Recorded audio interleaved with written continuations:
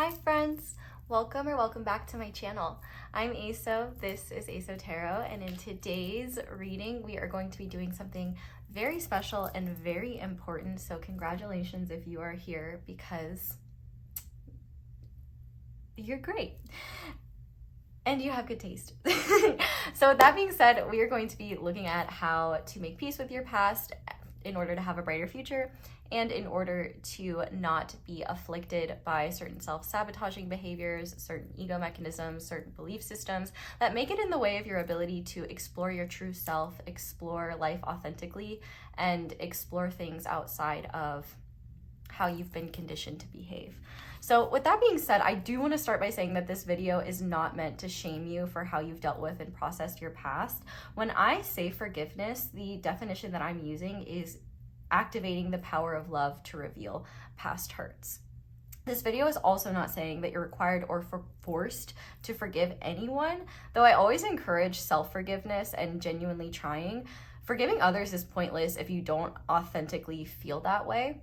However, I hope that by doing this reading, even if you're not ready to forgive yourself or someone else, that awareness may be the first step in you heading in that direction, in you recognizing where you still need to support yourself and recognizing what wounds within need your love and compassion, and also maybe what stories you're telling yourself that are keeping you in a state of pain that don't serve you. And I do also want to say that this reading is not by any means going to guarantee that it fixes all your problems, but it may help you identify and have awareness for where healing can happen, where love needs to reach you. And also, I think that it's something that will help you look at your past and how you behaved in your past in a more compassionate way. I do also want to state that you shouldn't expect yourself to have to go through this process of forgiveness alone. I highly recommend and encourage that if you need support working through certain pains or things like that, please do that. But my goal for this reading is just to help you find clarity in where you may be holding yourself back, where you may be self-sabotaging, where your ego is trying to protect you because you have wounds there. So let's go ahead and I also want to mention forgiveness does not equate to excusing behavior or condoning harm. Forgiveness is for you. It clears karmic debts and allows you to release attachments keeping you stuck in a version of yourself you're ready to outgrow. If you're interested in understanding more about forgiveness and compassion, I'm going to link a video from K Moon Astrology where she goes into forgiveness, compassion, and unity consciousness. It is quite a good video. She is spitting bars the entire time. So if you're interested, feel free to check that out. But let's go ahead and get into how we're going to do this reading. So I'm shuffling everything on camera today. And what we're going to do is we're going to start by looking at what you need to forgive yourself for. Then we're going to look at what you need to forgive others for. And rather than this necessarily being about a specific person, though it could resonate with specific experiences, this is going to be centered around things that you just don't understand why other people act this way, why other people do this. So something that you have a hard time forgiving others for, something that keeps you resistant from embracing others, something that keeps you separate from others, essentially. And then we're going to see what you need to forgive spirit, God, the universe, etc. for. How often do we blame the universe for our problems? Like that, I feel like that's one of the most normal things. And how often is it that we get really frustrated with the universe for how our plans haven't turned out the way we thought, or for the lack of answers or understanding about why something is happening? So I feel like both of those are very important, and they may help you see others and see the universe in a more clear-headed and compassionate lens. But we're also going to look at what others forgive you for and what spirit, God, the universe, whatever you believe in, etc., forgives you for. And you might be defensive. You might be like, what? Listen, there are definitely things that you may be harboring guilt or shame about, that you may be holding on to because you feel bad about. So 4 and 5 are going to be the inverse, but it's essentially going to be, something that you've held on to as, like I said earlier, guilt, shame, regret. This is something that others forgive you for, and that the universe wants you to forgive yourself for, so that you can release that. And then also, if there are things you feel guilt and shame or you know, judgment towards yourself about when it comes to yourself on a spiritual level, when it comes to not following guidance, when it comes to your spiritual path. This is going to be coming through as the universe letting you know that you don't need to shame yourself about this, that you deserve to forgive yourself for this. And the important thing to know is that the universe, spirit, God forgives you and loves you unconditionally. Like, you, like, and I hope that through this reading you will kind of see how unity consciousness can be very helpful in moving forward, and also in manifesting, in creating what you actually want to achieve. So it is my hope today that by looking at all of those components, we are going to do some helpful healing. So essentially what I'm going to do is I'm going to shuffle the tarot deck that you choose and an oracle deck for each of these. And so if that part resonates, then you know the reading is for you. And after we look at each of these specifically, after we look at what needs to be forgiven, what you need to forgive yourself for, what these things are, then we're going to look at blessings that are going to manifest as a result of this forgiveness. So I'm going to shuffle a couple cards for each of these topics. And then after we look at what's going to come as a result of this forgiveness, we're going to get guidance on how to make this process of forgiveness easier for you. And if you're unsure of how to start it, where to start. So that is what we're going to be doing today. That is my little spiel on forgiveness. Please forgive me for how long it is. But with that being said, we have 3 different piles or decks to choose from today. Starting with pile number 1, we are going to be using the Gummy Bear Tarot. And I have this little Rhodochrosite bear on top that's holding a little heart. And then for pile 2, we are going to be using the White Sage Tarot. I almost said White Feather Tarot, which she's amazing. Shout out to her. If you've never checked out White Feather Tarot, you should check her out. But we're going to be using the White Sage Tarot, and we have this little Larimar turtle on top. And then finally for pile 3, I almost said pile 4. Pile 3, we are going to be using the Wonderland Tarot, and I have this little amethyst butterfly on top. So go ahead and pause the video if you need to decide which pile you feel most drawn to. It is absolutely okay to be drawn to more than one. If you find that you pick a pile and the things I'm talking about aren't resonating for you, I would highly recommend trying a different pile. But with that being said, I'm going to go ahead and get into the reading now. Shout out to everyone who stuck around for the intro, because I can almost guarantee there's going to be a few people commenting, I thought this was about making peace with your past. What do you mean forgiveness? I forgive them. Anyway, I hope they'll forgive me for making that voice. But anyway, let's get into the reading now. I've chit-chatted enough, so I'm going to go ahead and do that. You go ahead and pick your piles, and I will see you in your reading. Hi there, pile 1. Welcome to your reading, and thank you so much for being here. If you guys chose the Gummy Bear Tarot and this little guy, the little bear with the heart, then this is going to be your reading on how to make peace with your past for a brighter and better future.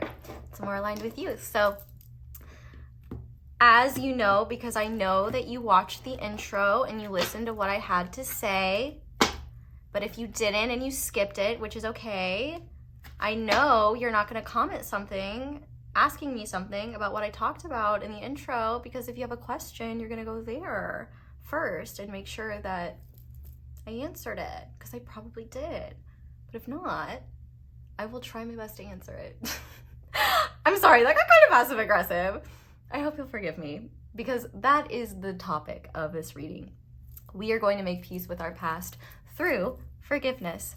So if you'd like a full breakdown of the reading, there is one in the intro, as well as an in-depth explanation of what I mean by forgiveness and what this reading entails. So with that being said, I'm going to go ahead and start the process of shuffling your cards. So Spirit, what does pile 1 need to forgive themselves for? What does pile 1 need to forgive themselves for? What does pile 1 need to forgive others for? What does pile 1 need to forgive Spirit for? What does Pile 1. What do others forgive pile 1 for? But, oh, I don't want to see it. And what do others, and what does Spirit forgive pile 1 for that they also need to forgive themselves for? Okay. Then, I'm trying to figure out where to move forward. Okay. Then we are going to use the Self-Forgiveness Oracle deck to clarify. I highly recommend getting this deck and book if you want to understand more about healing your relationship with your ego. We all have an ego. We aren't our egos, but ego responses are created as a way to keep us safe and as a way, it's like a survival mechanism. And so even though it seems silly, you know, anything that triggers that need for survival can bring our egos out. So this is a really great deck for healing that in a way that isn't too wig snatching. Anyway, pile 1, Spirit, what does pile 1 need to forgive themselves for? What does pile 1 need to forgive others for? What does pile 1 need to forgive Spirit for? What does pile 1 need to forgive? What do others forgive pile 1 for that they also need to forgive themselves for? And what does Spirit forgive pile 1 for that they also need to forgive themselves for? Okay. So,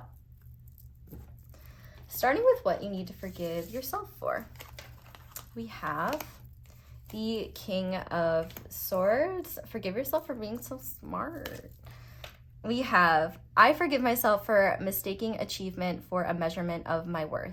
I choose to believe that although I may find myself drawn towards achievement, my worth is not in any way defined by the extent to which I am capable of attaining my goals. Okay, it definitely seems like if this is your pile, you definitely struggle to get out of your head. And I wouldn't be shocked if a lot of your self-esteem is based on your intelligence or based on your academic or career success. And this is a lot about you needing to recognize that you are so much more than a number, a paycheck, a diploma. And not only that, but that it's so unfair to define your worth that way because you're narrowly, like you're narrowing the threshold of, it's not threshold, you're narrowing the, you're creating an illusion that narrows your perspective. And that illusion is based on the idea that you are only valid or that you are only doing well if you are looking at things from a logical perspective, if you're seeing things clearly, if you are not allowing your emotions to get in the way of things, if you are achieving what you think you should be achieving. The King of Swords here goes to show that you have a very strong intellect, and you know, any success that you have achieved or anything that you are doing, like, it is well deserved, and you should and you are allowed to feel good about it. But if you crumble at the first sight of, or if you beat yourself up, you know, the first time a project doesn't work out, or you fail a test, or you know, you don't get a sale, you may be creating, one, you may be bullying yourself, which is not fair, and you need to forgive yourself for that. But two, you also need to recognize that you are missing out on so many more parts of yourself, and that your brain and your intellect, while they are wonderful and while they are, you know, a huge portion of why you're able to do what you do, you know, you have to remember that there's so much more to you that you don't see that is worthy. And part of the thing that makes you worthy is nothing other than you're here and that you exist, that you have a beating heart, and that you're a person. And I think it's important to remember that you don't need a certain diploma or a certain amount of money or a certain whatever it may be, whatever you are measuring as an achievement of your worth. All you're doing is creating a trap for yourself that will become a self-fulfilling prophecy, because life is cyclical and everything fluctuates. So if you're always pushing for more, doing things harder, doing things better, there is going to come a point, and I think this video is trying to get you to a point where you don't reach this breaking point a lot later, where you recognize now that whatever you strive to achieve and whatever your goals are, while meeting those goals and maintaining those goals is an incredibly satisfying and good feeling thing to experience, it's important not to tie your value in with it, because because once failure comes around, or which is very important to experience, as we learned so much from that, or as challenges come around, it may be a lot harder to see them with a clear head, because you might start doubting your ability to even navigate those challenges. You might be doubting your ability to handle things as they come, and that you might be doubting your validity in your field, or your validity in what you're able to do. And I think it's just really important to remember that there are so many people that are amazing and so talented and so incredible, and they never get the certain achievements or certain statuses or recognition for those gifts and talents. That doesn't make them any less better at what they do. I'll use me for an example. Just because I read cards on the internet does not mean that I'm the best tarot reader ever, or that, if you're a good tarot reader, you have to do it on YouTube, blah, blah, blah. I guarantee you there are people watching right now that are better readers than me, and that's awesome. And I hope they're sharing their gifts. And if not, they should be. And the thing is that everything is so subjective. And the things that you're basing your worth on are literally just traps that are keeping you stuck in a cycle of self-loathing and unfulfillment. If you're comparing yourself to others, if you're comparing your skills to others, comparison is the thief of joy, and we all know that. But it's important to remember, there's nothing wrong with wanting to be competitive, wanting to try new things. But I really do think that you are pushing yourself to do so much, and all it's doing is it's making it harder for you to achieve, because you're burning yourself out. It's also making you feel like you have to do these things, otherwise you are invalid. If your ego is attaching to so we have the ego response of esteem. So if your self-esteem is tied to your career success, or tied to your schooling, or what you do in the world, when you are no longer doing that, or when you realize that this is not a sustainable way of living, that you have to change things, or that something happens outside of your control, it's going to be really hard to build yourself back up, because you've created this whole idea of self around this one thing. And the reality is that that's an ego. That's a creation that your ego made in order for you to feel validated. And the thing is that you don't need that in order to be validated. You are valid. You're awesome. Do you know how incredible it is that you exist? You are an amalgamation of bones and meat and skin and brains and shit. I don't know what brains are. Brain meat. Powered by electrical things. Okay, listen, I'm not great at science, but the human body is incredible, and what humans are able to do is incredible. And it is so silly to think that your worth is based on a number, or a title, or a position. Do not delude yourself into thinking that your happiness and fulfillment will come from one area in life, or just reaching one goalpost, because I promise you, as soon as you get to that goalpost, there's going to be another one. You're going to put another one up there, and you're going to push yourself further. Do not keep falling into this lie, because you are just going to torture yourself and miss out on so much joy, and miss out on so many opportunities to celebrate the successes that you do have, and miss out on the opportunity to just enjoy and appreciate the fruits of your labor. If you're so focused on doing the next thing, doing more, you're just running yourself into the ground. Highly recommend forgiving yourself for believing that your worth is defined in your achievements. It's awesome to be ambitious. It's awesome to have big goals. It's awesome, you know, to be ahead of the curve. It's awesome. But what's not awesome is believing that your inherent value is tied to that, and that if you didn't do that, that you wouldn't be a worthy human being, and that you don't deserve to exist if you're not doing that. Not saying that you necessarily believe that, but you might subconsciously. So forgive yourself for believing that, because I didn't say that very fluidly, but I just hope that you choose to believe that although you may find yourself drawn towards achievement, your worth is not in any way defined by the extent to which you are capable of attaining your goals. So let's see what you need to forgive others for. We have the King of Pentacles in reverse, and we have, I forgive myself for pressuring myself to understand more than I am meant to know in the present moment. I choose to believe that there are things that were never meant to be in my hands and instead are being divinely guided. Interesting. So I feel like with this King of Pentacles in reverse, I feel like there are multiple figures in your life, and they don't have to specifically be men, but I think they are specifically people in leadership positions that or they could be parental figures. But more than anything, I feel like this king, well, I guess maybe for some of you it's a motherly figure, but this King of Pentacles in reverse is, I think, a lot about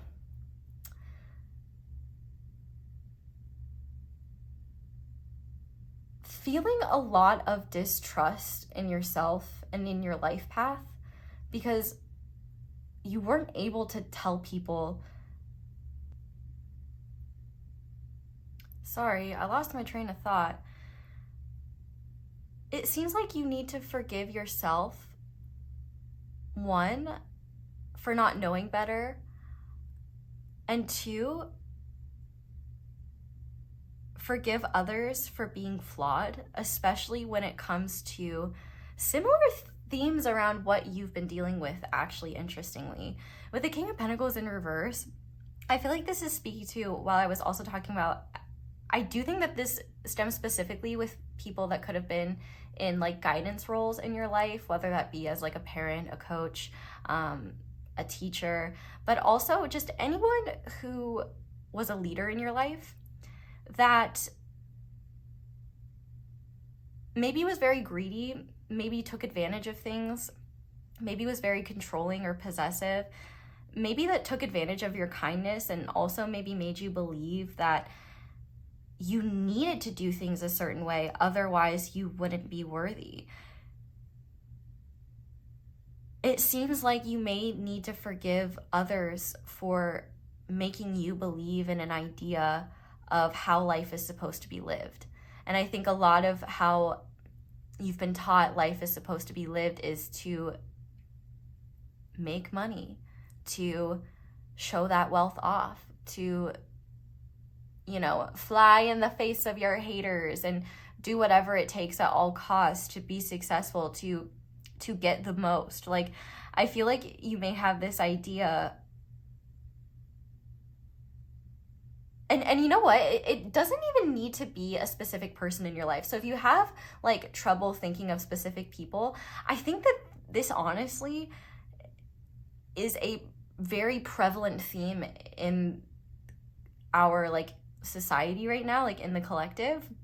There is this, you know, huge emphasis on, you know, success is tied to your material wealth. Success is tied to, you know, these certain markers that we've created. And a lot of people buy into that. And, you know, maybe you're reaching this point where it's like, I've done these things and I still don't feel any better. I've reached these goals and I still feel like crap. And I think what you might be feeling is maybe you're recognizing how you've been taking the advice of people, maybe people that you even love, that has just created a lot of hardship, a lot of pain, and a lot of frustration. And not only that, there may be a lot of trying to understand why these people were that way, and whether, you know, if they hurt you specifically, like if you may have had this belief that like, well, if I do the things that I know that they value, then they'll give me, you know, the love that I'm seeking.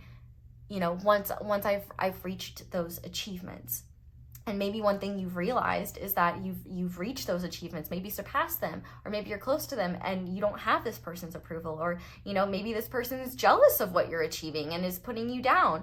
The fact that I'm saying person is interesting because I was specifically trying to do like people plural. And so I guess this idea of a person could be in multiple people, but I feel called to say that you don't need to forgive this person for, you know, any poor treatment towards you, like anything, like you can forgive them for it, like, of course, but also, like, if you're not ready to do that, you don't have to. But I think more than anything, this is a lot about forgiving them for not knowing better, because they really don't, because they clearly genuinely believe that this is how you're meant to live life. And I think part of the reason why these people may believe that is because they either haven't achieved it for themselves, or they're so focused on pushing the goalposts forward the same way you've been taught to or you've learned to, that any of your success will be seen as a threat to them. And the reality is that you're not responsible for this person's behavior. You're not responsible for making them feel better about anything. You're not responsible for bending over backwards to make them happy. I feel like there could be this almost selfish, greedy tendency, and maybe part of what makes you angry is, like, maybe you've invested tons of your time and energy into your own successes and achievements because there have been people in your life that took advantage of your kindness, took advantage of your time and energy, used you for their own gain. And you may have blamed yourself for that and thought, like, you know, why couldn't I see that before? Like, why didn't the universe warn me? Why this, why that? And I think what you need to forgive them for, if anything, for not seeing how, you know, their own selfish desires have created pain. But I think it's more so about forgiving yourself for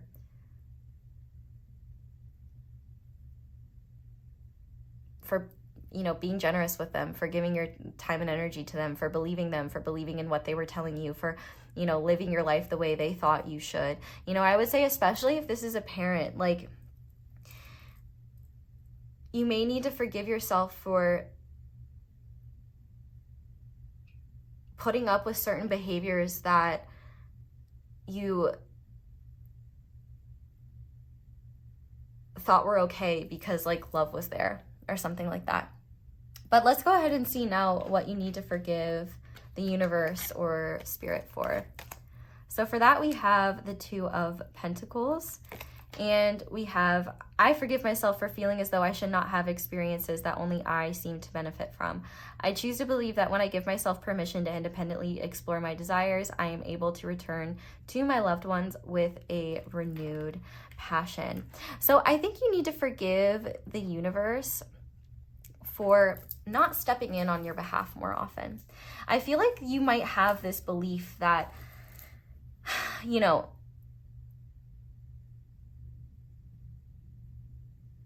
if something is not meant to be in your life, or if you're not meant to be doing something a certain way, that it's going to be revealed to you, like, immediately and obviously. And I think one of the gifts that the universe has been giving you, which you may not see it as a gift, and they understand if you don't, but they want you to recognize that ultimately it is a gift. They have not intervened on your behalf. One, because you have free will, but two, also, if there were a challenge you genuinely couldn't handle, they would step in with assistance. And I think a lot of the challenges that you were meant to handle probably had to do with these people that you were giving a lot of yourself to. I also think you could have been, with this, forgiving others, maybe you were surrounding yourself with a lot of people that had this very materialistic and greedy idea of what success looks like and how you're supposed to live your life. And maybe you got very engrossed in that world and took on those beliefs, and maybe you feel resentment for them for, you know, being that way, or, you know, influencing your opinions and decisions, which in that case, you might want to turn it back on yourself and be like, I forgive myself for believing their way of life. And you know, maybe it would be better, instead of holding on to resentment for their crappy advice that you took.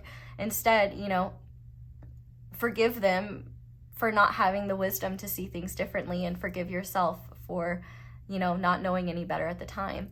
But with Spirit here in this Two of Pentacles, I think a lot of the challenges that you might be frustrated with in terms of Spirit, like when are things going to get easier? When are things like going to like lighten up? Like when am I going to have more time to myself? I feel like Spirit has been kind of sitting back and letting you figure this out for yourself,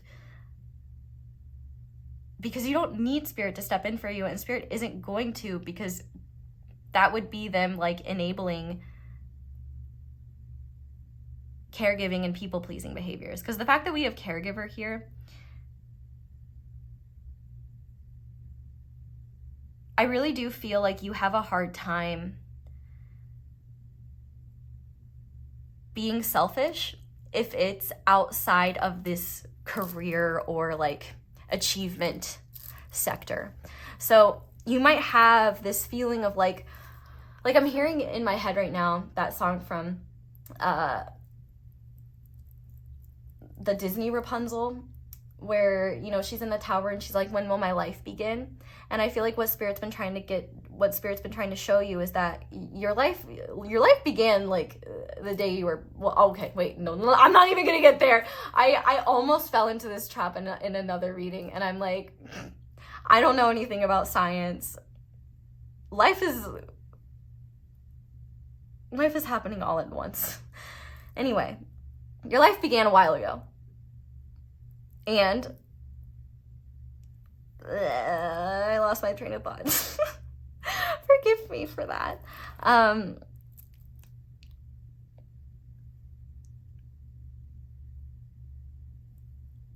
It seems like a lot of the reason why you haven't had as much time for yourself and the things that you enjoy is because you haven't been letting yourself enjoy those things. It seems like you have been, you know, almost obligating yourself. Like if you are going to do something that you enjoy, or if you are going to do something that has deep meaning to you, you know, that's outside of this career thing, like out of this career sector, or out of this, like, you know, whatever this achievement stuff is about for you. Spirit is trying to get you to recognize that you've had more room and time to focus on these things. The thing is that you haven't been giving yourself the opportunity to actually do that, because you've been, you know, making yourself believe that if you're doing something, it has to either help others or it has to work towards your goals. You can't just do something because you enjoy it. You can't just do something because it brings you peace and serenity. Like, an example of this that I'm thinking of is like, let's say you really, really, really want to visit a friend, and anytime you spend time with them, like, you just feel like you guys have like these deep conversations, and they're very stimulating and like very helpful for your spiritual path, for example. Now let's say you have the urge to reach out to this person,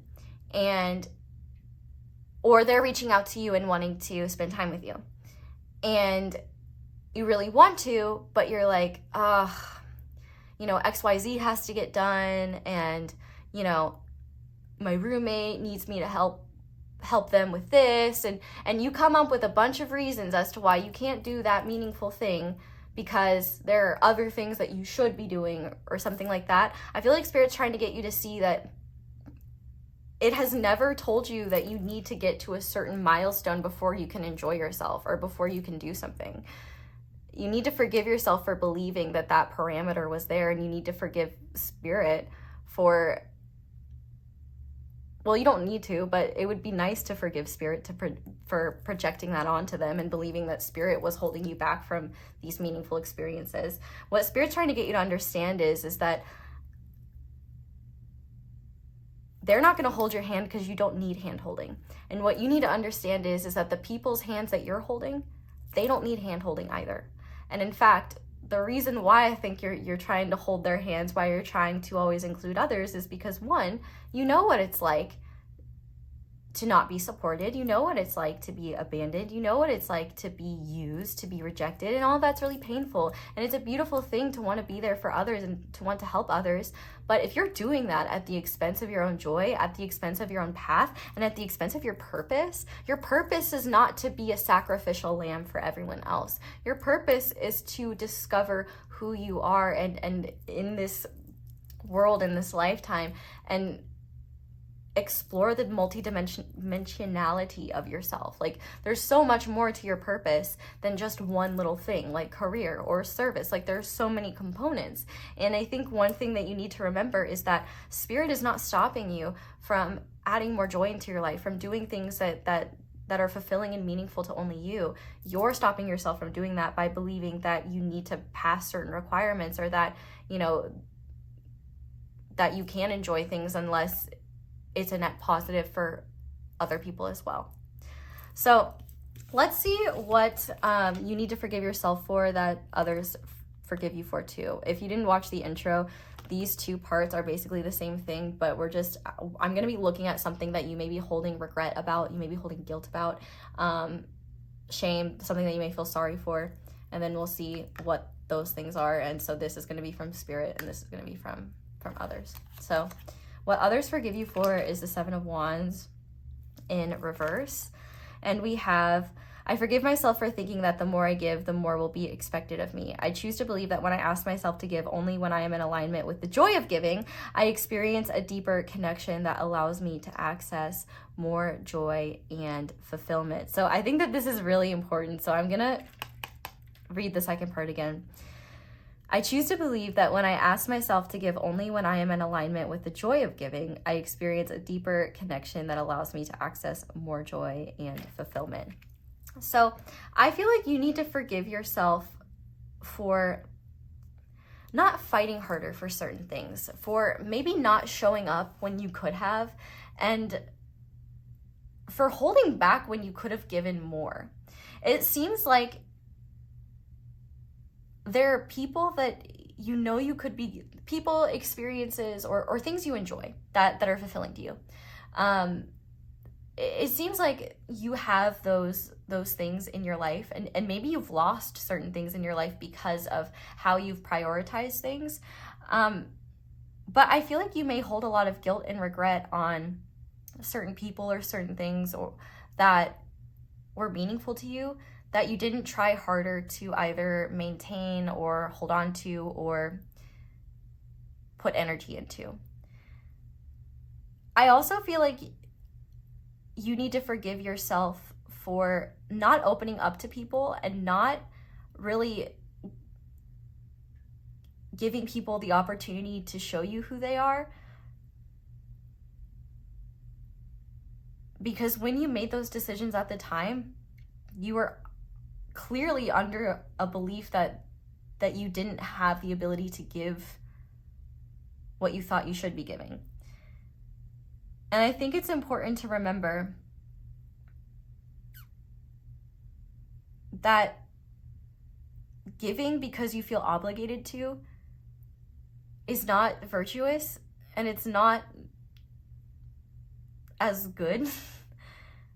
Giving when it's authentic, when it's true, and when it feels good, that keeps you in alignment with the flow of abundance, and that keeps you in alignment with the flow of all that is. And I think one thing that Spirit really wants you to know and understand and learn through this process is that you're not meant to be working so hard. You're not meant to be pushing yourself so hard. You're not meant to be so exhausted all the time.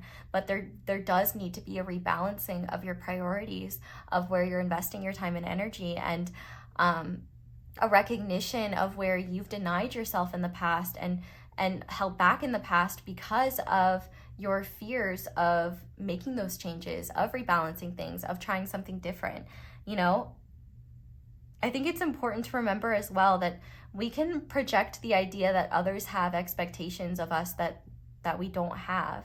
You know, so for example, let's say, you know, your parent growing up had this expectation that you achieve, you know, this. Let's say growing up that your parents had an expectation that you had to be a doctor. You're either a doctor or you're invalid. And you work really hard, you get into medical school, or whatever you're doing. You're in school or something, and let's say you meet the love of your life, and you're like, oh my God, this person is the love of my life. You may then believe, well, they'll only love me if I'm a doctor, so I better work really hard on this degree. And let's say you find out, oh, I'm miserable and I hate being a doctor and I don't want to do this anymore. But if I admit that, then I lose the love of my parents and the love of my life. But maybe the love of your life has no idea that you don't enjoy doctoring and does not care whether you're a doctor or not. But you don't know that because you've never communicated that, and maybe you've never even had the conscious awareness that that was a way of like, that you had this belief of love was based under the condition of you achieving this certain thing.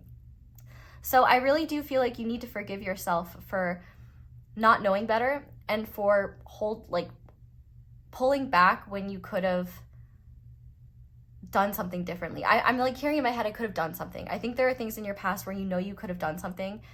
And I think that one thing that's important to remember is that while you can't change the past, you can change the future. And if you do feel called to, have a conversation with someone or to do something differently, honor that calling if it comes around. But let's see what Spirit forgives you for that you need to forgive yourself for. We have the 10 of Pentacles. And we have, I forgive myself for thinking that it means anything about me at all should my loved ones experience challenge. I choose to believe that it is safe to trust those I care for to grow resilient through the experience of difficulty so that they may realize their strengths. And that is exactly why you're not meant to hold other people's hands. And I think that one thing that you really beat yourself up for is not being able to fix your loved one's challenges, or not being able to solve their problems for them. And what Spirit wants you to understand is that you are never required to. And in fact, you would be doing something wrong if you tried to, and if you did, because you're robbing them of the ability to learn and grow through their own lessons. Now, if they ask you for help and giving is something that feels authentic to you and you have the space and the time to do it, that's one thing. But with this 10 of Pentacles here, this is all about family. This is family, this is legacy, this is all important stuff. And I really do think that Spirit wants you to forgive yourself for believing that you are obligated or required to, be of service to your loved ones at the detriment of yourself, to believe that you needed to be the hero for other people, that you needed to save other people. Because not only is that taking time away from you, focusing on what's truly important to you, and doing things that fulfill you, doing things that bring that bring more fulfillment to your life and bring more meaning, that could help you get out of the idea that your value is attached to achievements. The more you recognize that, the more you will realize oh, they don't truly need me to be that for them. And maybe in certain ways you may enable certain loved ones to not grow or to not evolve because you're always there to fix their problems for them. And I think that what Spirit wants you to know is that you're not responsible for their issues, and their failures or shortcomings or challenges are not a reflection of your ability to fix them, or your worth, or they're not your job to fix. And so I think what Spirit is really saying is the best thing that you can do is be a listening ear, be a compassionate support system. But one of the most compassionate things that you can do for someone is lovingly allow them to work through their problems, and trust that if your assistance is needed, they will either come to you. And if you are not able to help, or that they can do it on their own, or that you don't have the time and energy to give, that they will understand. And if they don't, that's probably a clear sign of someone you maybe need to set boundaries with and be more conscientious of how much time and energy you give them in the future. So now that we've looked at all of those, we're going to go ahead now and get into the blessings that are going to manifest as a result of healing these things, of forgiving yourself and releasing these things and making those changes. So I did already shuffle these. It's just by pure habit that I change them. So I'm going to shuffle 3 each time. So this is still going to represent you. So this is blessings coming into your personal life. this is going to be blessings coming into your life in terms of your connections with others, your relationships, and blessings coming into your life in terms of your spiritual journey, your spiritual awareness. And like, you don't have to identify as spiritual. This is just your path and your journey as a human being. What did I knock over? I don't think it was important. Anyway, Spirit, what blessings will manifest for pile 1 as they forgive themselves for mistaking achievement as a measurement for their worth? What blessings will manifest for pile 1 in their connections with others and in life in general as a result of releasing these past pains? And finally, Spirit, what blessings will result on pile 1's? Okay. Wait. We're using 3 different decks for this, so bear with me. And I do want to say while I'm shuffling, thank you to everyone who takes the time to leave me a little like, a little subscribble, a little shout out. It helps me more than you realize, and also lets me know like what you guys are enjoying. I would also definitely be very like interested in just knowing, you know, how this is a very experimental reading, so I don't know if it'll be helpful or not, but I hope it is. Anyway, what blessings will manifest for pile 1 as a result of this forgiveness work? What blessings will manifest for pile 1? What blessings will manifest on pile 1's life path, their journey as a result of their spiritual work, healing work? And finally, one more. What blessings will manifest in pile 1's life as a result of the forgiveness and healing work?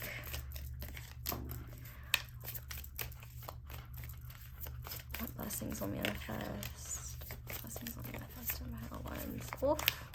She wants to come out. Okay, so, ooh, and I think you guys are meant to see this. On the back of the deck, we have my patience is being rewarded. My turn will come. So yeah, if you're feeling like, especially if you're seeing like other people achieve the things that you want to achieve, or like, just know that if you're seeing other people achieve the things that you want to achieve in your everyday life, like that is a sign that your manifestations are closer than you think. Anyway, let's look at what blessings will manifest personally for you as a result of forgiving yourself. You have a desire to succeed and will feel more accomplished when your work benefits others. Your intuitive awareness of what people want allows you to come up with innovative solutions to meet their needs. I am tactful. So that's actually really interesting. Maybe what some of this reading is about is recognizing that it would be easier to detach from the idea of, you know, achievement being a measurement of your worth if what you were achieving also, or what you were trying to achieve, also helped others. Maybe it already does. And so if that's the case, then I would really encourage you to look at your work or look at what you achieve through that lens of helping. And when it comes to like knowing what to do in the future, like continue to do it that way. But also, I think that if you don't, like, maybe you've been very focused, like maybe you've had achievements that have been, you know, pretty soulless or just greedy, or, you know, kind of in alignment with this energy, then maybe Spirit is saying like you will find the fulfillment you're seeking when what you're working so hard towards benefits others in a way, benefits others. We also have, I listen to my intuition and trust my inner guide. Yeah, which like your brain is your brain cock blocks your intuition all the time. So I really think it's important to get in touch with your heart space and get in touch with your gut and trust your gut when it comes to making decisions, because I feel like you may really push yourself too hard or make decisions to do things you wouldn't necessarily want to do because you feel like you'll get a better outcome, or you'll get like more money or more recognition. Do what feels right rather than what you think will work best. And finally, we have, I don't compare myself to others because I am not meant to be a copy of anyone else. I was born to be an original, one of a kind. I am happy to be me. And that is, yeah, that is an awesome way to let go of the need to attach your achievement, your worth to your achievements. Because when you're not comparing yourself to others, you're not seeing their achievements, all you're seeing is your growth. The only person you're competing against is yourself, truthfully. But let's see what blessings will manifest in your life when it comes to connecting with others as a result of this forgiveness work. It's your compassion that makes you shine. You are devoted to helping the greater good and have a strong talent for speaking up for others. Your soul is most satisfied when you are being of service. I am compassionate. And so I feel like this is a very important thing to say, because Spirit is not telling you to not help others, to not be there for others. But what they're saying is that it's not compassionate if it's not being extended towards you. You know, like I said, if you're setting yourself on fire to keep others warm, that's a problem. But if you're just setting up a fire to keep everyone warm, that's a nice thing to do for everyone. But if someone else is more than capable of doing it, and you already went and collected all the firewood, you know, maybe the compassionate thing to do for yourself, especially if you're tired, is speak up and say, hey, I went and grabbed the firewood. Could someone please, you know, be in charge of lighting the fire? Ryan started the fire. Anyway, I feel like this is really beautiful, because when you look, there may be just things about people that you don't quite understand, and it's like maybe you haven't been able to forgive or let go of certain things that people have done to you because you're trying to understand why they did it or what you did wrong to make them treat you that way, or why they did what they did in general. And I think the compassionate thing to do is recognize that you may not understand why, and also know that people's treatment of you is not a reflection of your worth, but it's a reflection of how they feel about themselves. But yeah, this forgiveness work will result in you being a lot more compassionate and recognizing where you need to be compassionate with yourself. But we also have everything I need is already within me. And I think that is so huge, because you had this worry of thinking that the more I give, the more will be expected of me. And I think that what you need to understand is that the people that are meant to be in your life, the people that love you, the people that, you know, are meant to be in your life, they don't want you to give from a place of depletion. They want you to show up as you are, and they want you to give what you're capable of giving, nothing more, nothing less. They want you to be as you are, and they don't want you to feel like you have to go above and beyond in order to, you know, be a part of their life. And they also don't want you to think that, you know, if you show up and are giving, that they're going to expect more and more and more. I think it's important to understand that, like, you may encounter people that are that way, but if you recognize where your limits of giving are and where your limits of, you know, sharing are, then with compassion, you can easily communicate that and recognize that if they have an adverse reaction to that, the most compassionate thing to do is remove yourself probably from the situation, or at the very least, you know, set boundaries that keep you safe. But finally, we have, in my heart, I know that good things are coming my way. And I think that this is so important, because I think that you may be pushing away, you know, good friends or good opportunities, or, you know, just positive connections in your life, because you may feel like you're not good enough for them. Like, for some of them, feeling, I'm getting this vibe that you believe you're like damaged goods, and that's just not true. You may have wounds that need more love from you, but that does not make you damaged goods.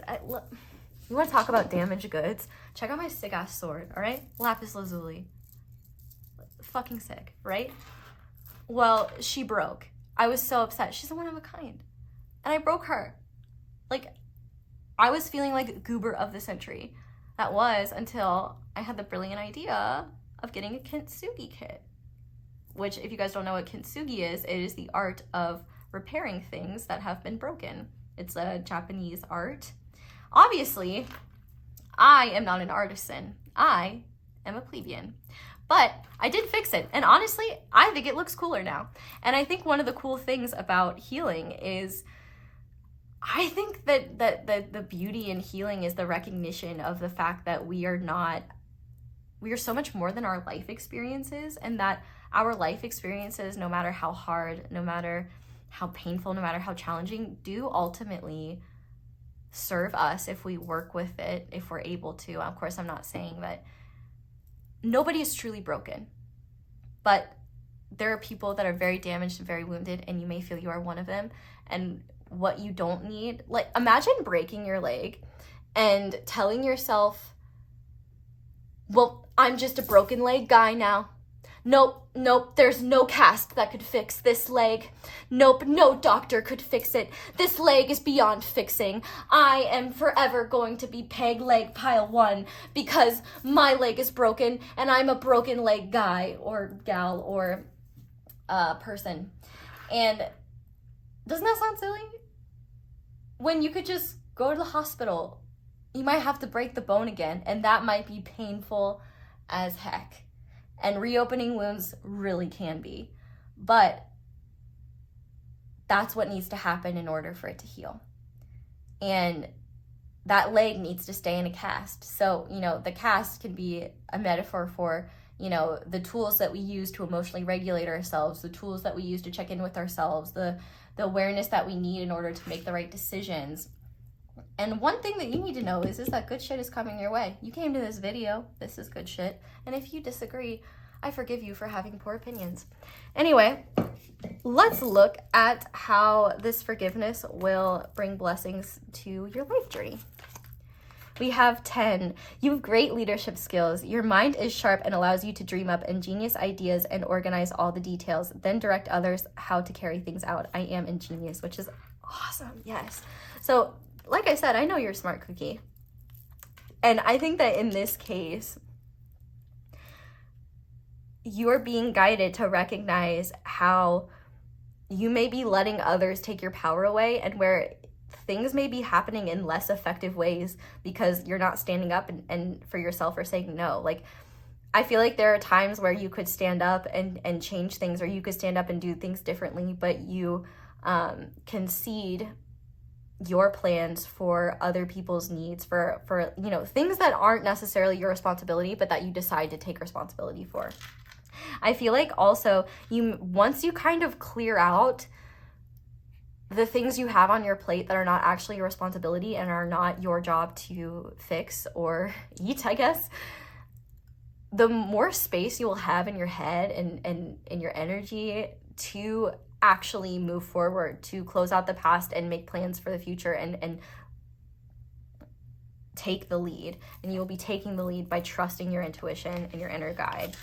And we also have, I honor my feelings and grow amid the discomfort. And here's the thing, it may be really uncomfortable and it may be really hard and it may be very challenging to change things. It may be really uncomfortable and really hard to tell someone no.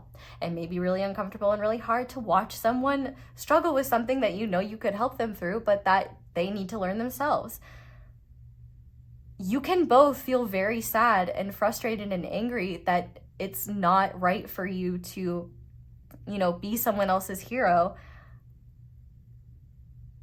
and also honor that truth and grow through the discomfort, grow through the uncomfortable feelings that you have around just allowing that to happen. The more you do that, the more you'll learn about yourself, and the more you'll realize that you're not tied to that anymore, and that And when you're not tied to that, it'll be a lot easier for you to discern where your help is actually needed and where your energy is best spent. But we also have, the door that closes for me is the wrong door. The door that opens for me is the right door. And yeah, I definitely think you're being encouraged to recognize, if something didn't work out, if you ever wonder if something didn't work out, that it's like a punishment from the universe. No, absolutely not. Leaving the door open would have been a punishment from the universe, because they would have been letting you walk into a situation that wasn't aligned with you. Trust that if there are any doors closing, that it's for a reason and it's for your highest good.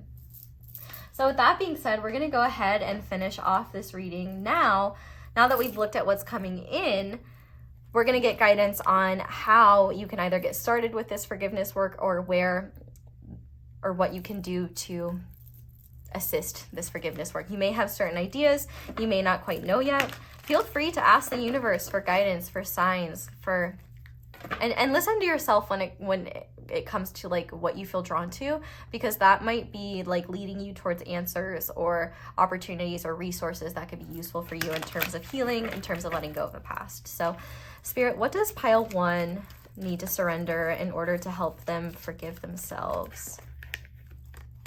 We have surrender, procrastination. Now is the time to jump on a goal instead of putting it off. Taking action will attract success.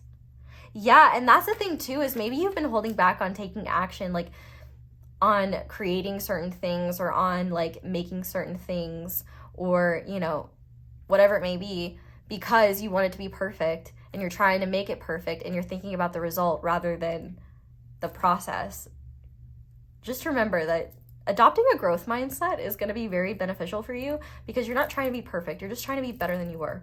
The only person you need to compare yourself to is you, and that's the only person you're competing with.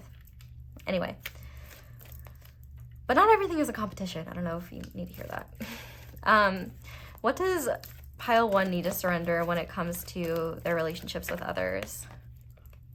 Surrender to wonder and awe. Open to the magic of every moment and sense the awe and wonder in all of life. This attitude will keep you connected to the ecstasy of flow. I definitely feel like there are people in your life that maybe you push away or that maybe you take for, I don't want to say take for granted, but you could. Or just people that make you feel in touch with yourself, in touch with the world, in touch with the universe, that maybe you have a hard time being around just because like there are other people that need your attention and there are other things that you need to be focusing on. And like, you know, those obligations take precedence over the joy you feel or over the nourishment you get when you interact with these individuals. I feel like Spirit is really asking you to see how when you actually like carve time and space for you to do those things that make you feel connected to the universe, that make you feel connected to others, that make you feel connected to the oneness of love that runs within all things, the more you will realize how you never had to do the things that you thought you had to do, that you never had to do things the way you were taught, that you never had, you know, to put your life and your joy and your peace on hold for others. But I think you'll be surprised at how good it feels and how easy it becomes to surrender to the flow of life when you realize that like life doesn't feel so hard when you're flowing in alignment with it. And it can be really magical at how that unfolds so intuitively and miraculously. Because there's one thing here with this King of Swords, like you may really shoot yourself in the foot because you might start overthinking on how do I do something? You know, what's the best way to do it? It doesn't matter. Like just fucking do it. Just do it. Like, not to get all Shia LaBeouf, but like don't just do it. Like, you know who I need to forgive? My 4th grade teacher, because she had this sign in her damn classroom that said, don't just do it, think about what you're doing, which like, I get it. She taught 10-year-olds, like not the smartest bulbs in the bunch, right? But like, she said it all the time. Like anytime someone made the most minor mistake, she would like scream it and nag it. And you know what? I'm working through some stuff there, needing to learn to forgive her. But like, here's an example in my life. Like, I'm having trouble letting go of this like attachment to the past because I feel shame for when I do things impulsively. And I feel like I have to think about everything that I do before I do it, you know, because I shouldn't just do it. I need to think about what I'm doing. But that isn't helpful or applicable to every situation. And I think in your case, sorry to go on a little rant there, I was just using that as an example because, you know, you might have been conditioned to go about things a very certain way, and you might have been taught, you know, to approach things a certain way, and it may be against your nature, but it may be hard to let go of because you've conditioned to do things that way. So I feel like what Spirit is really encouraging you to do is to just, you know, just do things. Don't think about it. Don't make a plan. Just do it. Like, just do it. Don't listen to my 4th grade teacher. Ever. Anyway.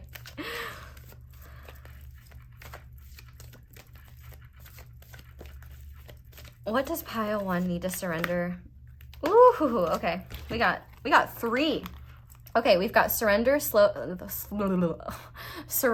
low self-esteem, You deserve success, love, and abundance. Set an intention to identify and release any remnants of low self-esteem. And this is so important because I feel like you are so focused and ambitious around your goals because you believe that you will get esteem, you will get success, love, and abundance if you achieve these things. But what you need to understand is that success, love, and abundance are not in the material. You don't feel those things by like getting them in the material. You feel these things first, and then they come in the material. You have to embody the energy in order to attract it. And so if you're always in this energy of, I'm not good enough, I haven't done this thing yet, so the universe is like, well, okay, then I can't give you love, success, and abundance because you won't receive it. You don't believe you're worthy of it. And so yeah, so one thing that Spirit is trying to say is surrender low self-esteem. Also, surrender obsessive thinking. If you're obsessing about a person or a situation, turn the dilemma over to Spirit. Doing so will help you bring clarity or even solve the problem. And it will also help you trust your intuition. Guess what? Your brain doesn't know everything. And in fact, your brain is kind of an idiot. In fact, all of our brains are kind of idiots. And our hearts have wisdom that our brains can never understand. Our brains work best when they logically apply what our heart's trying to tell us to do. So if our heart is saying we need to move to Guam, it may not be, okay, let's go move to Guam and like not have housing set up, not have a job in place. Like the brain says, okay, Guam, maybe we should go visit there first before we take the plunge and move, because who knows, maybe we won't like it. Like, that's the type of, like, the brain serves the heart, not the other way around. And finally, we have surrender to divine timing. Sometimes divine timing may differ from your ego's timing. If a goal isn't manifesting fast enough according to your ego, be patient and trust the universal flow. Which, yeah, that's a lot of what's coming through here for you. And I think, too, you need to understand that, like, Spirit's not punishing you if something doesn't happen, at the time you wanted it to happen. Sometimes you're ready for something, but maybe others aren't ready for you. Like, think about it this way. Let's say your manifestation, like, let's say...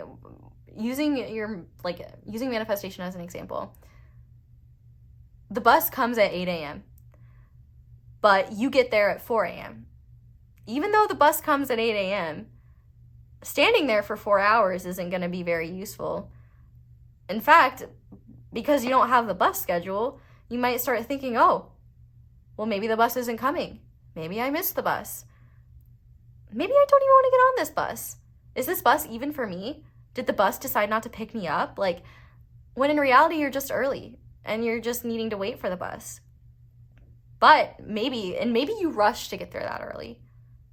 And what you realize is if you had just gone with the flow, you would have arrived 5 minutes before the bus showed up and it would have been easy peasy. The more you trust the universe's timing, the less stress you'll create yourself. The Magic Conch episode of SpongeBob, literally, it completely explains this. And it sounds crazy. I know it's a children's cartoon, but, like, hear me out. SpongeBob and Patrick, listen to the Magic Conch while they're lost in the wilderness. And they are rewarded immensely for it. They literally have a feast fall out of the sky. Whereas Squidward does not listen to the Magic Conch. The Magic Conch trolls him the entire time. And he ends up creating a lot of stress for himself, and it serves nothing. Watch the Magic Conch episode of SpongeBob. I think it will be very significant and for your journey. And what you need to understand is you need to stop being Squidward and be more like SpongeBob and Patrick. It will not kill you. But finally, Spirit, what guidance do you have for pile 1 when it comes to making peace with their past? Your etheric body is extremely permeable. Be conscious of any darker energies or negative thoughts that can quickly send your vibration downhill. Protect and seal your aura at this time. So yeah, I would also just like be very cautious of like, pay attention to your own thoughts and pay attention to how your thoughts can like manifest negativity within you. Like if you start spiraling down like negative thoughts, like you may want to look into like ways to combat that or, something like that. But what guidance do you have for them forgiving others and healing wounds around connection? This is a time of heightened creativity, ideas, and knowledge. You may be taking on a new hobby or you being encouraged to awaken and flow with your creativity. Your ideas right now are golden. It's really interesting how it's very similar to this wonder and awe. Go with the flow. There may be also a lot of creative and inspiration and healing through using like your past wounds as a way to create things that are from that, serve meaning to that, or serve people that have like also gone through that. I don't know, but you'll know what that means for you. Finally, Spirit, how can pile 1 forgive the universe, themselves, and understanding the universe? We have, you may be hiding parts of yourself out of shame or fear of judgment. Emerge from your cocoon and know that once you accept all parts of yourself, others also accept you for exactly who you are. Come out of hiding. And on the back of the deck, which I think is very important for you, we have, your light is precious and your soul is delicate. Be careful of sharing too much of your light with those that only want to take from you. Set up healthy boundaries and be aware. So pile 1, I apologize for how long this reading probably is. Thank you so much for being here, and I'm sorry for how much I've apologized. I hope you'll forgive me. I really hope that this reading resonated and was useful for you and made sense. Thank you so much for watching, and thank you so much for letting my ads play in the background while you do something else. That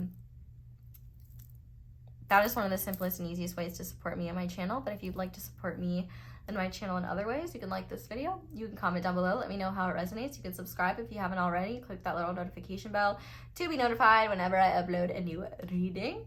You can also check out my merch. You can check out mine and Angelic Magic 888 candles. Be sure to use code ASO10 for 10% off. Check out my social media, but yeah, I think that's it. So thank you guys so much for watching and for letting me read for you. I hope you all have a wonderful day or night whenever it is that you're watching this video, and I hope you'll come back and see me again soon. Bye. Hi there, pile 2. Welcome to your reading, and thank you so much for being here. If you guys chose the little Larimar turtle and the white, I almost said white feather again. Shout out to White Feather Tarot. If you guys have not checked her out, you should. If she must be coming up for a reason, maybe there's a reading on her channel you guys are meant to check out. But if you guys chose the White Sage Tarot and the little turtle, then this is going to be your reading. I know I already cut the deck, but I'm doing it again. If you would like a full breakdown of the reading, or listen to what I have to say about forgiveness, please feel free to do that. Since this reading is about letting go of the past, we are using forgiveness as a way to do that. And the definition of forgiveness that I'm using is activating the power of love to release past hurts. So I am gonna start by shuffling. So we're gonna start by looking at what you need to forgive yourself for. So Spirit, what does pile 2 need to forgive themselves for? Then we'll see what you need, or what you're being guided to forgive others for, if that resonates. And I specifically go into forgiveness when it comes to others in the intro, so if you didn't check that out, I would highly recommend you do so. Just pile 2 need to forgive others for. What does pile 2 need to forgive Spirit for? Okay. And then these two are what others and what Spirit forgives you for. So these are meant to be tied to things that you may hold guilt about, things that you may feel regret about, things that maybe you wished you could have apologized for that you weren't able to, especially on the Spirit one. If there are things that you feel like you should be doing, but you are not doing them, like, you know, if you're the type of person to be like, oh, my guides are rolling their eyes at me right now, that's what this 5th one is. Although I will say about that, your guides love you unconditionally and they would never roll their eyes at you. That's just you judging yourself. But anyway, what do others forgive pile 2 for that they need to forgive themselves for as well, please? Okay, all right. Well, we're gonna pretend like that didn't fall over. And what does pile 2 need to forgive themselves for that Spirit forgives them for? Okay, got those. Now, to clarify, we are going to use this Oracle deck, which I highly recommend getting if you are interested in doing shadow work. It's called the Self-Forgiveness Oracle deck, Love Your Ego edition, and there's a book that comes with it. And it's really great. We'll get into it, but Spirit, what does pile 2 need to forgive themselves for, please? What does pile 2 need to forgive themselves for? What does pile 2 need to forgive others for? What does pile 2 need to forgive Spirit for? You might be wondering, like, what do you mean forgive, Spirit? And by that, I just mean, like, you know, it's very easy to get mad at the world and, like, blame our problems on it. So, you know, and sometimes it is the world's fault, but sometimes maybe it's us. So, you know. Then finally, Spirit, what does pile 2 need to forgive themselves for that others forgive them for? And what does pile 2 need to forgive themselves for that Spirit forgives themselves for? And then you'll know this reading is for you if this first part resonates. So let's start by looking at what you need to forgive yourself for. We have the Chariot. And we have, I forgive myself for not making the changes I know would better support me in the realization of my desires. I choose to believe that deeper comfort and fulfillment await me, and I may effortlessly receive them both once I surrender the shift required to get there. So the first thing that I'm getting, like, already all of a sudden, pile 2, you guys are way too hard on yourselves. Like, I need you to, like, the first thing that you need to forgive yourself for is you need to apologize to yourself for giving yourself unrealistic standards that you are, like, forcing yourself to meet, because you're creating this pattern where it's never enough. And that's so unfair to you. Actually, with the Chariot being here, I feel like this is actually a really positive sign that you're further along on your path than you realize, and you've also made a lot more progress on your path than you realize. I feel like what you may not be seeing is that when you have setbacks, those are not like the universe punishing you. Oftentimes you have setbacks because there's some sort of imbalance, and the overwhelm that that imbalance creates often drives you to resort to maladaptive coping mechanisms that you've used in the past. I feel like you know what's not good for you, and yet sometimes it makes so much sense why I was using that example of your spirit guides, like, rolling their eyes at you. Because, yeah, let's talk about that. That's not a real thing. I've made that joke before too. Like, it's okay to joke about it, but the reality of the situation is that the universe loves us unconditionally. Our spirit guides love us unconditionally. That's my belief. And they are never, like, judging you for how you cope with your world and your reality. Like, we're doing the hard thing. We're living life. Like, they would never judge us for, you know, being human, because it's like judging a dog for wagging its tail. You know what I mean? The beautiful thing, though, is that, like, you have the ability to evolve beyond these coping mechanisms, evolve beyond what isn't serving you. And I feel like what the universe is coming through to say is that you've already done so much of that evolution. I feel like you make a lot of progress, but the minute you don't continue to contribute to it, or, you know, you have like a, you know,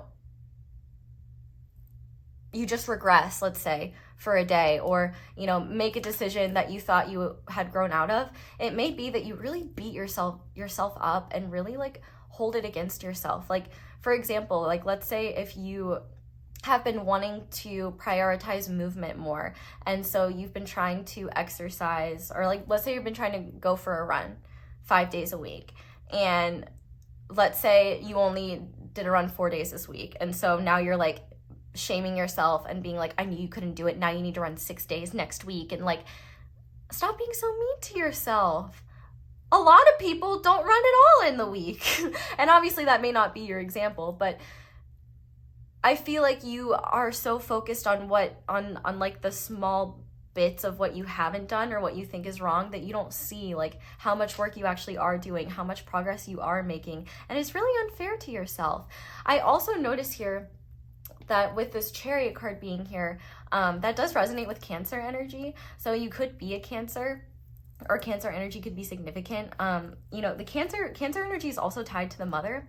And so I wonder if there are certain, like habits that you learned from your mother, or, you know, maybe you learned that, like, perfectionist thing from your mother or a motherly figure in your life where, you know, nothing's ever good enough, or, You know, it doesn't matter how much you succeed. Like if something is flawed, you know, if something isn't right, like you're still going to be criticized. And I feel like you really need to forgive yourself for that, and forgive yourself for believing that you have to be perfect all the time, and that you have to constantly and always be doing better. You know, it's okay to maintain, and it's also okay to regress. Like, life is cyclical, and changing and transforming is a process, and it doesn't happen overnight. And, you know, there's a lot of value in regressing to old coping mechanisms as you're going through this process of transformation, because the more self-awareness you have, the more you can recognize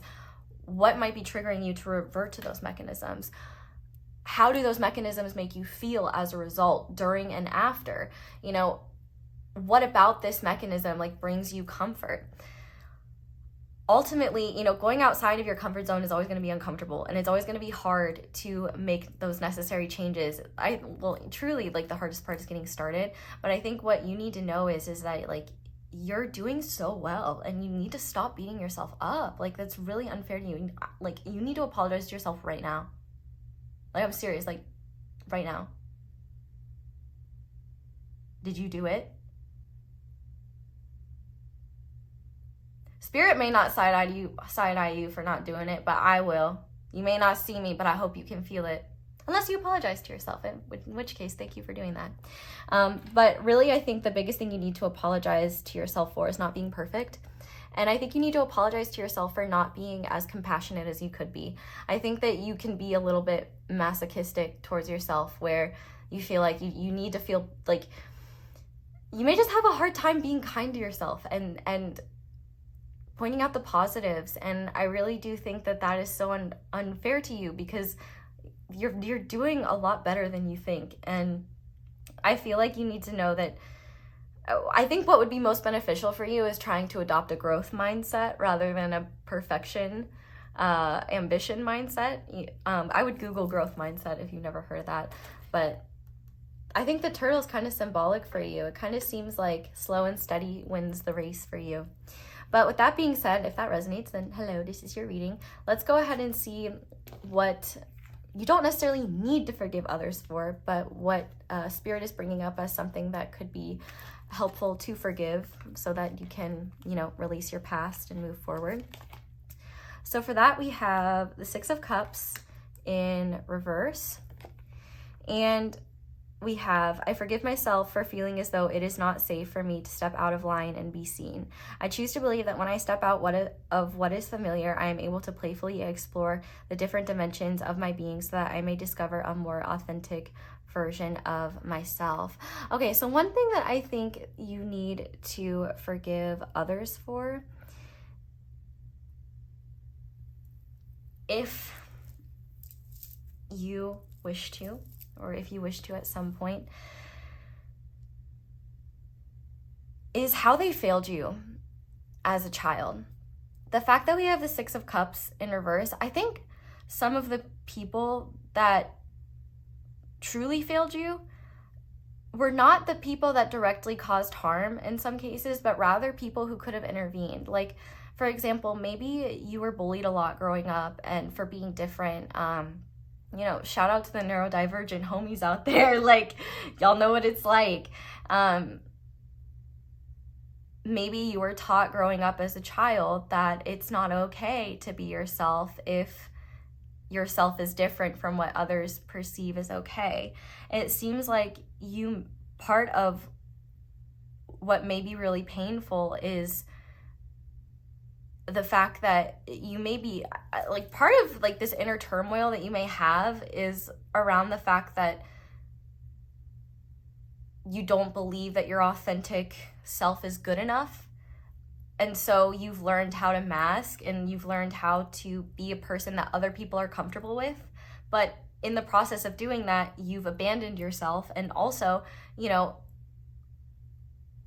created this, you know, set of beliefs that if you are yourself, you're not going to be, well, not that you created it, like, it's not like you created it out of thin air. It's a natural, like, progression from your experiences. That's just how you that's how you processed your experiences, right?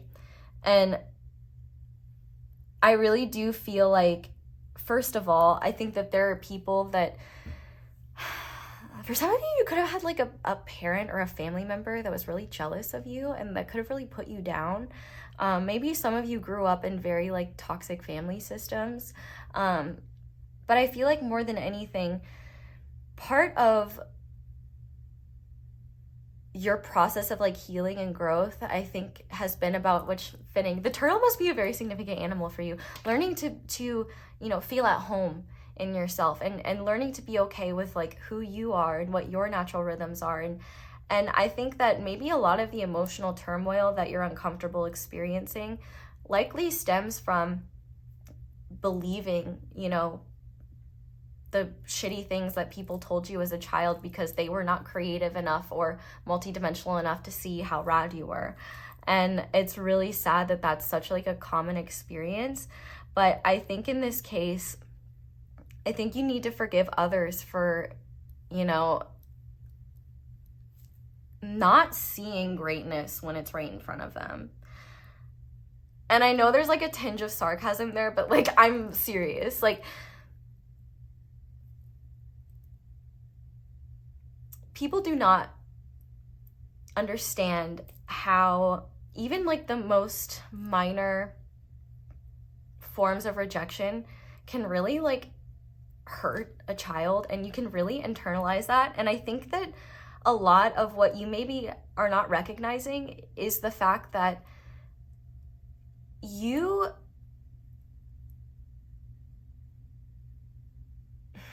how do I word this? I don't think that you give yourself, I don't think you acknowledge to yourself how painful some of your past experiences truly have been. I feel like there's a part of you that may consciously gaslight yourself or consciously take on the perspective, or unconsciously take on the perspective of the people that made you feel like you had to be small, and kind of convince you, even though you're an adult now, even though, you know, you're not that person anymore, it may convince you still are, and it may convince you that you still need to be small. And I think that really what this forgiveness is about is, I think you need to forgive your childhood self for believing people that you know, were not being kind to you, that were not, you know, treating you with the best intentions. And I also think that you need to forgive others for being human, in the sense that you know, humans are social creatures and we like to fit in. We like to, which of course, like how the degree of that is different for every person. And oftentimes as we grow, many people grow out of that. But, you know, like it's a natural human thing to want to be accepted, to want to be, you know, a part of a community. And I think that there's a part of you that has felt very, very lonely because you've only learned how to connect in ways that others seem to approve of.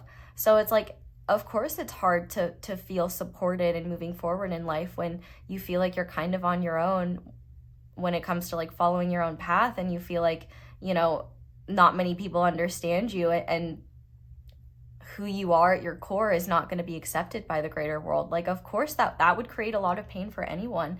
And I think you need to forgive yourself for believing that. And I think that if some of these experiences were as a child and were done to you by other children, I think that one potential thing to consider is, you know, they were children too, and they could have grown, maybe not, but it may be beneficial. Like if you're still like mentally in middle school or high school or stuck there because, or even elementary school, like even preschool, hell, man, daycare, I don't know, wherever you may be because of some painful experiences you've had, it may be worth considering, you know, even if those people haven't changed, maybe forgiving them for where they were at, especially if they were children because they didn't know any better. Well, hopefully they didn't, but I do think, you know, kids are dicks. Like, let's be real. They just are. Like, they can be some of the sweetest little beans in the world, but they can also be huge dicks. So, like, you know, sometimes we have to remember, like, you know, the stuff that kids said to us when we were kids. It's just kids being kids. Doesn't make it any less painful and doesn't make it okay. but it does mean that maybe it's not beneficial to keep holding on to it as truth, or as, you know, a story that you're telling yourself, or a story that you're reminding yourself of, or as something that you're holding on to as a grudge, like, because that's just poisoning you. But yeah, anyway, let's go ahead and see what you need to forgive Spirit / the universe for. So for that, we have the 5 of Swords, and we have, I forgive myself for thinking that it means anything about me at all should one of my loved ones experience challenge. I choose to believe that it is safe to trust those I care for to grow resilient through the experience of difficulty so that they may realize their strengths. So you need to forgive the universe for not stepping in and saving you. Like, this is very clear. The fact that we have the 5 of Swords here, I feel like in a lot of ways, you know, you do feel very, like, victimized by your past experiences. And, you know, I think this is actually an interesting thing to talk about. You know, when we talk about the whole idea of a quote unquote victim complex, I'm not saying that you have that whatsoever. And even if you do, that's not something that you should judge or shame yourself for. I think that those quote unquote complexes come about because of harmful acts done to a person and nobody acknowledging them, to the point where this person has all these unhealed wounds around unacknowledged pain, and so they can't carry any more injustice done to them, or any perceived injustices done to them, because they haven't even begun to start to unpack, you know, the painful experiences that they've had that nobody was there to, like, support them with. I don't think it happens. I don't think it stems from nothing. And I feel like one thing you need to forgive yourself for is, you know, not knowing that you were stronger than you realize.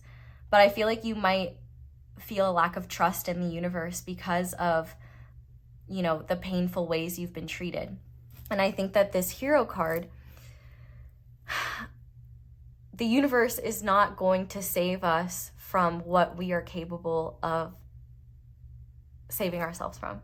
And also, if the universe saved us from every single little challenge we ever had, it would be kind of a massive waste of time being here, because we wouldn't be growing at all. You know, we're here as souls to grow and learn and have a human experience. And part of the human experience is darkness. Like, it's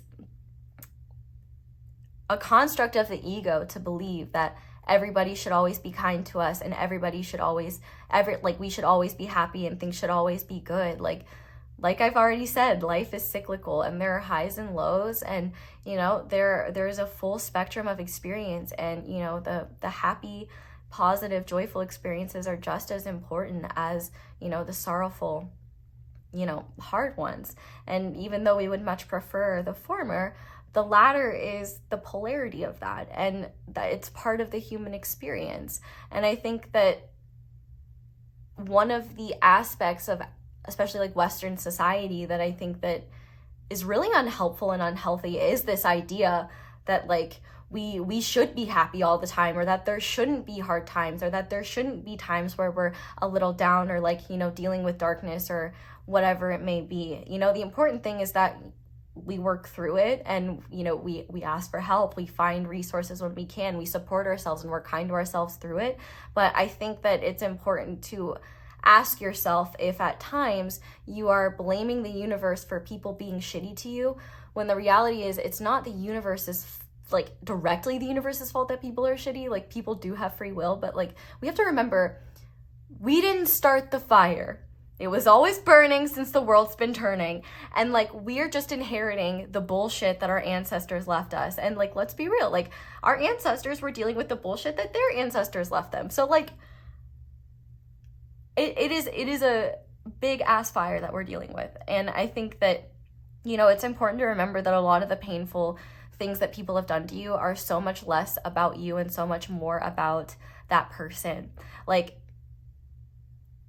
for example, you know, bullying. Bullying is a way of feeling powerful. And I almost guarantee you, if you're being bullied by a child, that child was likely being bullied at home by their parents, by their siblings, by someone. Like, bullying happens on so many levels. And I feel like there is a need for you to like recognize where maybe you are contributing things to the universe that in reality are just humans being humans. And while, you know, humans are part of the universe. And so I guess, yeah, technically kind of, if we are the universe, it kind of is our fault. Like, we're getting hypothetical and paradoxical, and it is paradoxical, to be truthful. Like, a lot of aspects about the world are paradoxical, and this life is one great mystery. But I think one thing that you maybe aren't recognizing is maybe there were opportunities for you to take action or to like set boundaries with people or be more discerning about who you spend your time and energy with, and maybe you didn't listen to that because you either didn't honor your intuition or you wanted to believe that someone was different, and maybe you were like, oh well, if they're truly that bad, like the universe will step in, the universe will let me know. And maybe you've had experiences where, you know, you've been betrayed, or you've had conflict, or you've had upset, or you've had frustrations, and you might be thinking that is the universe punishing you or denying you connection, and that's not the case at all. What they are giving you is powerful and valuable experiences to assert your value, to stand up for yourself, to discern what connections are actually beneficial for you, to honor your intuition when it comes to knowing who to interact with. The universe is not here to hold our hands. Like, well, I guess this is kind of one way that they can. And I think that I have a genuine belief that like the universe is going to be as compassionate as they possibly can be when it comes to, you know, helping us learn our lessons, helping us follow the path that's right for us, and also while honoring our own free will and honoring, you know, our life path and our choices. And I think that sometimes the universe wants you to take a step back where you might be blaming the universe for bringing this person into your life. Say, well, did I maybe not set boundaries with them? Or did I not listen to my intuition? Did I not listen to my red flags? And that's not to put the blame on you. That's to say that these are learning experiences, and we have to stop looking at things as right and wrong. We have to stop looking at things as, oh, the universe brought this person into your life just to knock you on your butt and teach you a lesson. There's lessons in every single relationship we have, whether positive or negative, and there's opportunities for growth in all of them. And I think what you need to forgive the universe for is for being flawed as fuck, and for having a lot of issues and a lot of problems that still need to be worked through. But that does not, just because you've had these challenges does not mean you are loved any less. Just because you have felt abandoned by the universe at times does not mean that you are loved any less. Whenever you feel like the universe has turned its back on you, you need to take a step back and recognize, how am I turning my back on the universe? Because that was one of the first powerful lessons I ever learned. I thought that God had abandoned me, but I realized I had turned my back on God, the universe, spirit, whatever you're most comfortable with. So, and what I mean by that, God, universe, spirit, is literally just the presence and the energy of unconditional love that is within and connects us to all things, all creation. It's pretty radical. So, okay, let's see what you need to forgive yourself for that others forgive you for. So we have the Six of Pentacles in reverse, and we have, I forgive myself for feeling as though I may be selfish should I pursue something that is solely mine. I choose to believe that when I give myself permission to explore what is important to me, I invite other people to explore more of what brings them fulfillment as well. Yeah, I feel like because you don't think that you are enough on your own, because you think that, you know, you can't be your authentic self and people will like you, I think you try to overcompensate by just being someone that's always there for others. You may resonate with being a people pleaser, and maybe that's one of the things you're trying to heal. I definitely feel like people pleasing could be a result of, you know, the painful experiences you've had, and, you know, like the low self-esteem that you may be trying to heal. And let me be clear, you are healing it. Like, I think one thing you may not be realizing though is, I think that you're actually, you know, doing better at setting boundaries, but anytime you do, you feel incredibly guilty about it, even though you need to. And I think you need to forgive yourself for that, and know and understand that anyone who like is a healthy connection in your life, like, they are not going to want you to set yourself on fire to keep them warm. And if anyone in your life does have those expectations, like, that's exactly why you need boundaries in the first place. I think that others forgive you for, you know, well, I don't even think that this is like, I think that this is less so like others aren't forgiving you for anything. I think that, you know how like sometimes someone apologizes too much and you're like, stop saying sorry, you don't need to be sorry. I feel like this is kind of what others want you to know. Like, stop apologizing for needing time for yourself. Stop apologizing for needing rest. Stop apologizing for not depleting your cup. Like, we want you to care for yourself. We want you to focus your time and energy on things that do truly matter to you. We don't want you to run yourself ragged just helping other people. And then what Spirit forgives you for that you need to forgive yourself for. We got 2 cards here. We have the 10 of Wands in reverse and the 3 of Wands in reverse. And yeah, we have, I forgive myself for shaming my inclination to fall into deep despair in the face of a challenge. I choose to believe that my most intense emotions contain crucial messages that, when received, allow for the alignment of my true desires. Yeah, so the guilt and shame that you place on yourself that we talked about here, the universe is really asking you to relieve yourself of that as well. You are creating an unnecessary burden by creating standards so high, it's almost impossible to meet them. It's like, you know, it's not right. It's not fair to you.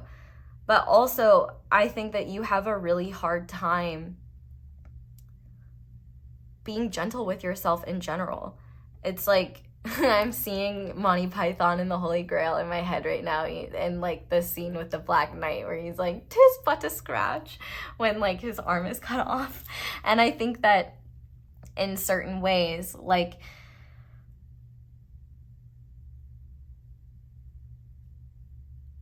I feel like whenever you feel intense emotions, that may be what triggers you to fall back into maladaptive coping mechanisms. Like, when it's too intense for you to sit with and like sit through it, I feel like that's when that happens. And then it kind of sets off this like spiral, and then you beat yourself up and shame yourself, and it's not fair.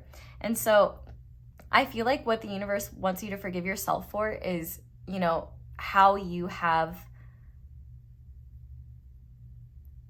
chosen to deal with those emotions, because you're doing the best you could with the knowledge you had. And not only that, but it is hard to regulate ourselves emotionally. It's hard to sit with intense emotions. And I think that maybe you don't give yourself enough credit for how painful that can be. I feel like you maybe feel certain emotions and then you beat yourself up for that. And you're like, oh, I shouldn't feel that way. Like, I should just get over it. And it's like, no, like, you have emotions.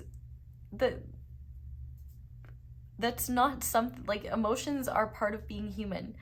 They are a way to get data about ourselves. Like, that is, emotions are data, just the way like any other sensory stimuli is data for us to process. And I think that what the universe wants you to forgive yourself for is those times where you've really just needed to drop everything and stop and do what you've needed to do to survive. The universe never wants you to beat yourself up for that, because we all have those times, and that's part of what makes you human. And it would be very hard, well, it is very hard for people who haven't been there to have compassion for people who have. And that's one of the, you know, silver linings of challenges like that, is you can have that. I'm sure that if you put your challenges in the body of literally any other human being on this planet, I guarantee you, you would not talk to them the way you talk to yourself.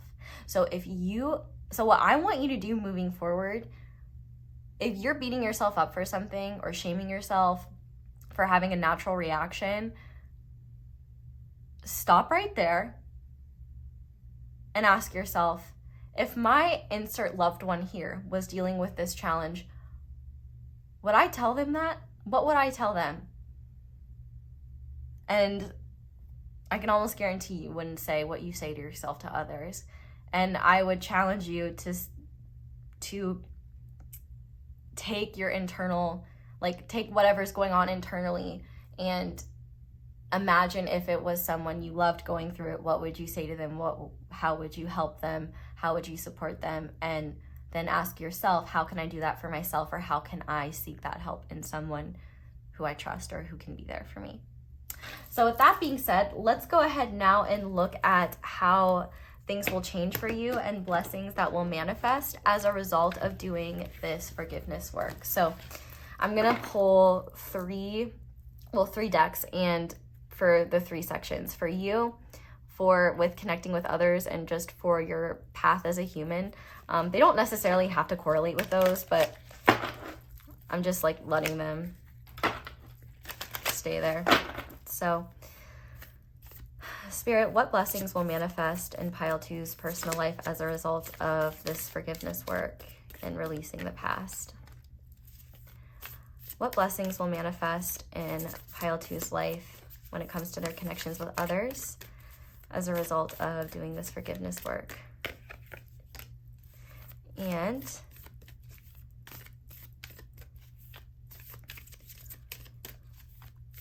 what blessings will manifest in pile 2's spiritual life and journey path forward as a result of this forgiveness work? Okay.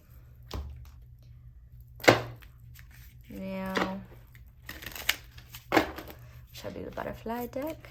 What blessings will manifest in pile 1's life as a result of making peace with their past? What blessings will manifest? And did I call you pile 1? I've been wanting to call you pile 1 the whole time. I'm so sorry. Pile 2. It's because I filmed pile 1 the other day and needed to rest because I've been unapologetically resting. Maybe you need to do some of that. And so sometimes I just have this urge to say 1, even though I know it's 2. Pile 2.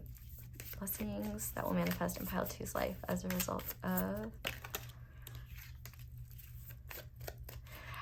One thing I feel really called to mention to you too is to pay attention to when you get too stuck in your head, because you may be missing like growth that's right in front of your face, or like blessings that are right in front of your face, and like literally beating yourself up for awesome things that you're doing, and it's just not fair to you. Blessings to manifest in pile 2's path. Okay, one more deck. And I do quickly want to mention while I'm shuffling, thank you to everyone who takes the time to leave me a little like or subscribe or comment and let me know how things resonate.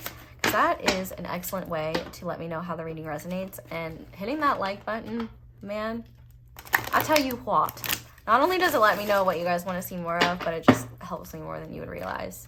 Helps others who may need this message find it. So, Spirit, what? Okay. Well, that's what. Okay. What blessings will manifest in pile 2's life as a result of their forgiveness work, specifically when it comes to connecting with others? And what blessings will manifest in pile 1's life? Pile 2! I'm swearing too much in this pile. Shout out to my potty mouse. You guys must be here because I'm letting it rip. I really hope YouTube doesn't get mad at me.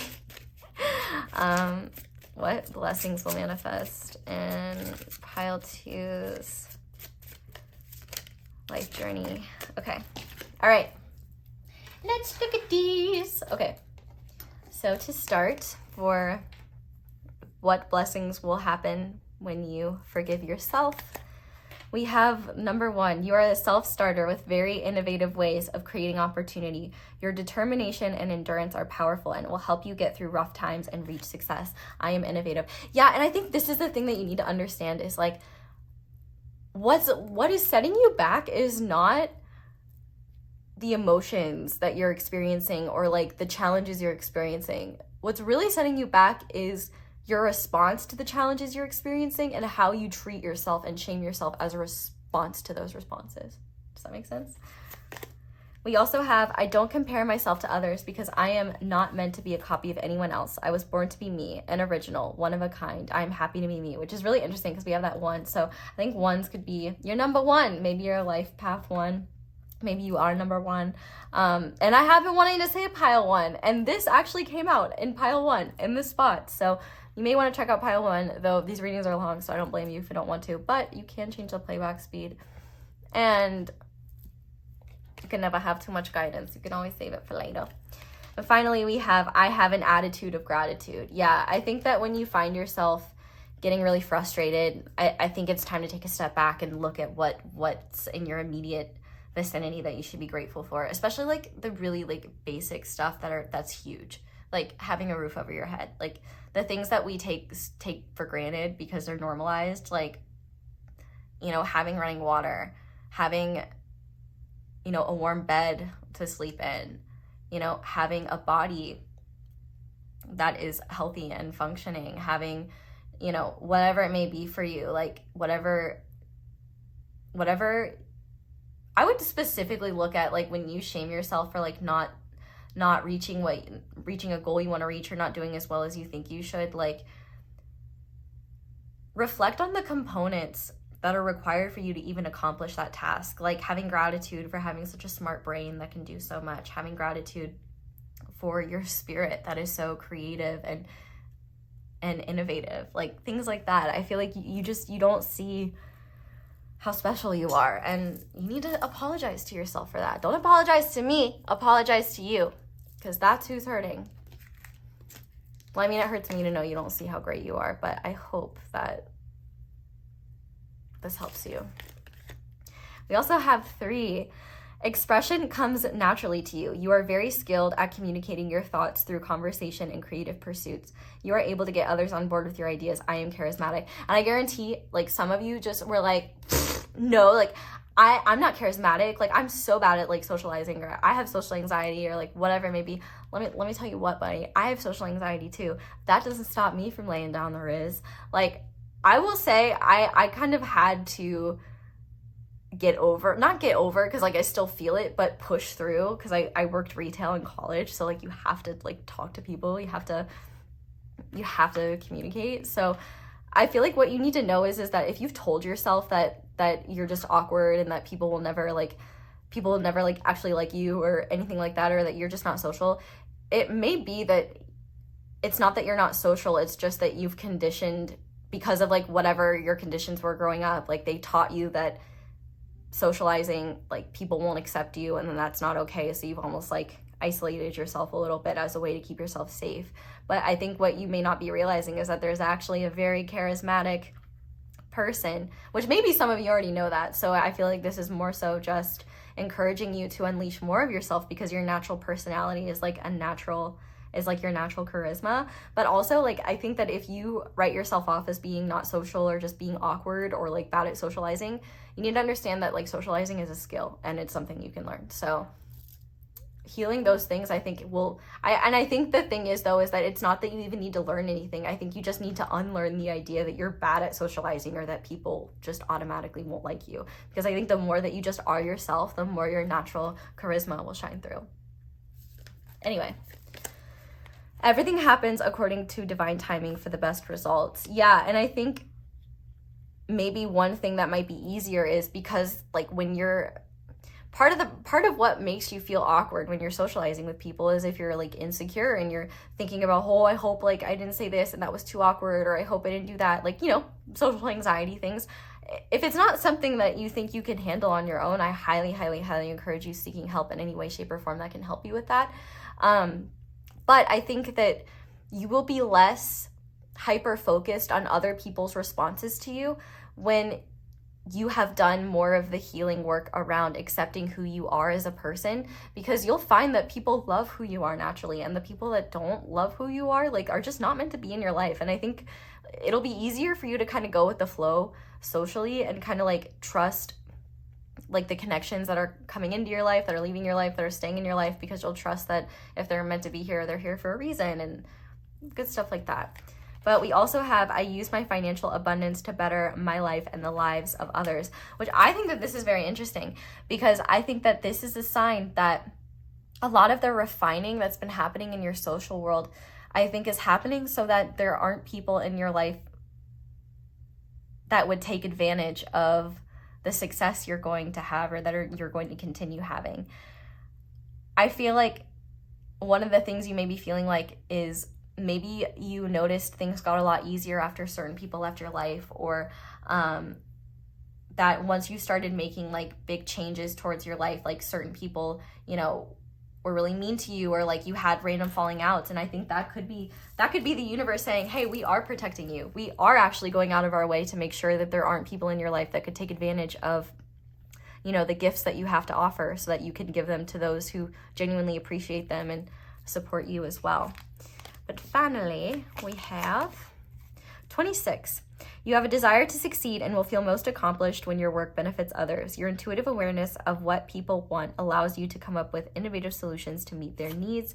I am tactful. And this is another sign to trust your intuition on things and to not wait for confirmation, because oftentimes that confirmation will come in a way that we would rather not experience. We also have, I trust myself, I am wise, I am brave. That is so big and so important for you, actually. And you know what's interesting? I think 6s are a very important number for you, because 6 was reversed here twice, and 6 is a number of love, abundance. 666 is not a bad number, by the way. Like, there's no such thing as a bad number, but yeah, 6 is a good number. But I also think that the more you trust yourself, the more you trust your wisdom, and the more you trust yourself to face what is overwhelming you with courage, like the more you will realize like you are more than equipped to handle the challenges that come your way. And the more you'll feel grateful that the universe didn't step in certain cases, because you'll understand, oh, I was strong enough all along. It like makes me think of the Wizard of Oz and how, you know, Dorothy has to go through all that bullshit just at the very end for Glenda to be like, oh, you could have gone home the whole time, but you wouldn't have believed me. And it's like kind of true though. It's like she was right. So, and it was important for Dorothy to learn those lessons and like kick some witch patootie. But anyway, we finally have, I have the power to create change. And that's the thing too that I think you don't recognize, is I think that you see the power in others, but you don't see your own. And you assume that other people are automatically more powerful than you, or that their power negates your own. You have power too. And I think that you don't recognize where you could stand up and make a difference. And maybe, you know, one of the things that you've always felt hurt about is this idea of like, well, why haven't people like stood up for me? Like, why haven't people, you know, said something? And like, why haven't people like stood up and made a difference for me? And it's like, well, because other people need the same thing and nobody's doing it. I think that what Spirit might be saying is that part of your healing process is becoming what you needed, which I think is kind of interesting, because I've noticed like that is something that I found in my own life. That is something that I found in the lives of people that I've read for, where you end up becoming what you needed. And that's like part of the healing process. But with that being said, we're going to go ahead and finish this reading off by looking at guidance for either how to get this process started, or guidance on how to continue this healing work and forgiving yourself and releasing the past. And one of the things I will say too, like if you don't have the power to forgive someone on your own, or like if you're not at that place, but you still, because it's important to remember, forgiveness is for you. It's not for someone else. And forgiveness does not condone like the behavior or condone what happened to you. It's for you. It's for your peace. It's so that you don't have it hanging over your head anymore. And if you're not able to do that, like you can even pray to like, you know, Spirit, Jesus. He is like the king of forgiveness. He was out here forgiving people like right before, like as he was being crucified. Like I would have been telling Judas his mom's a hoe. Like we would have totally had to there's a reason I'm not Jesus, but you can pray to him because he's great at forgiveness, and you can pray to forgive them on your behalf. Or it doesn't have to be Jesus. I know like a lot of people have a complicated relationship with, you know, an amalgamation of people have put the name Jesus on things that are not things that he would ever actually stand for. But you know, it doesn't have to be Jesus. It can be anything. Whatever you believe in, whatever brings you peace, whatever your teacher, whoever teaches forgiveness, that's who you can pray to do that on your behalf. Anyway, Spirit, what guidance do you have for pile 2 when it comes to doing this forgiveness work and making peace with their past? What can they do to kickstart the process? And Spirit, what can pile 2 surrender in order to make peace with their past, forgive themselves. What can pile 2 surrender in order to make peace with their past and forgive others? Surrender to pretending like you didn't see that card flip over. And what can pile 2 surrender in order to forgive the universe and themselves? Okay, so let's look at these. To start, your first batch of guidance is, there's that people pleasing. Surrender the habit of people pleasing. Speak your needs and be true to yourself. Focus on your own happiness instead of always trying to make everyone else happy. And it's important to understand that, like, people pleasing is a form of self-betrayal. So pretty hard to trust yourself when you have habits like that, because you're literally betraying yourself. We also have dare to adventure outside of your comfort zone. This is a time of expansion, new opportunities, and doing things you've always held back on. There's no more time to waste. Get out there and explore. And I think one of the biggest and most important things about this too is about recognizing that you don't need to know what is going to happen in order to know that you'll be okay. Because with that being said, we have surrender to play, taking a break from overthinking a goal, doing something fun. Play is a time of recreation and rejuvenation. And I think that, like, the most beneficial connections that you'll have in your life are ones that are playful and fun. I'm hearing the word LARP, which I believe stands for live action role playing. Yes. Maybe something like that. For some of you, could be something very, like, fun. I think that if you have, like, certain interests that you've never explored, like, out of shame or, like, out of, you know, feeling like you're too old or whatever, I think you need to take a step back and recognize that there's no such thing as being too old. Like, being too old is an attitude, not a truth. And everybody needs time to play and have fun. Like, you don't age out of that.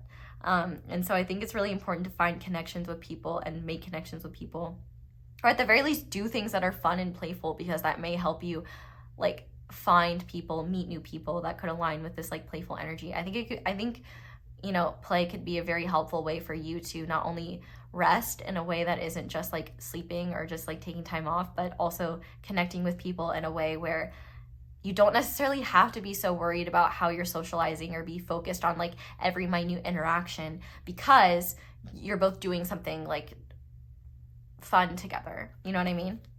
But we also have get in touch with your masculine side, the side of you that is logical, powerfully driven, and structured. This will help you feel more balanced. So maybe finding a way to set, like,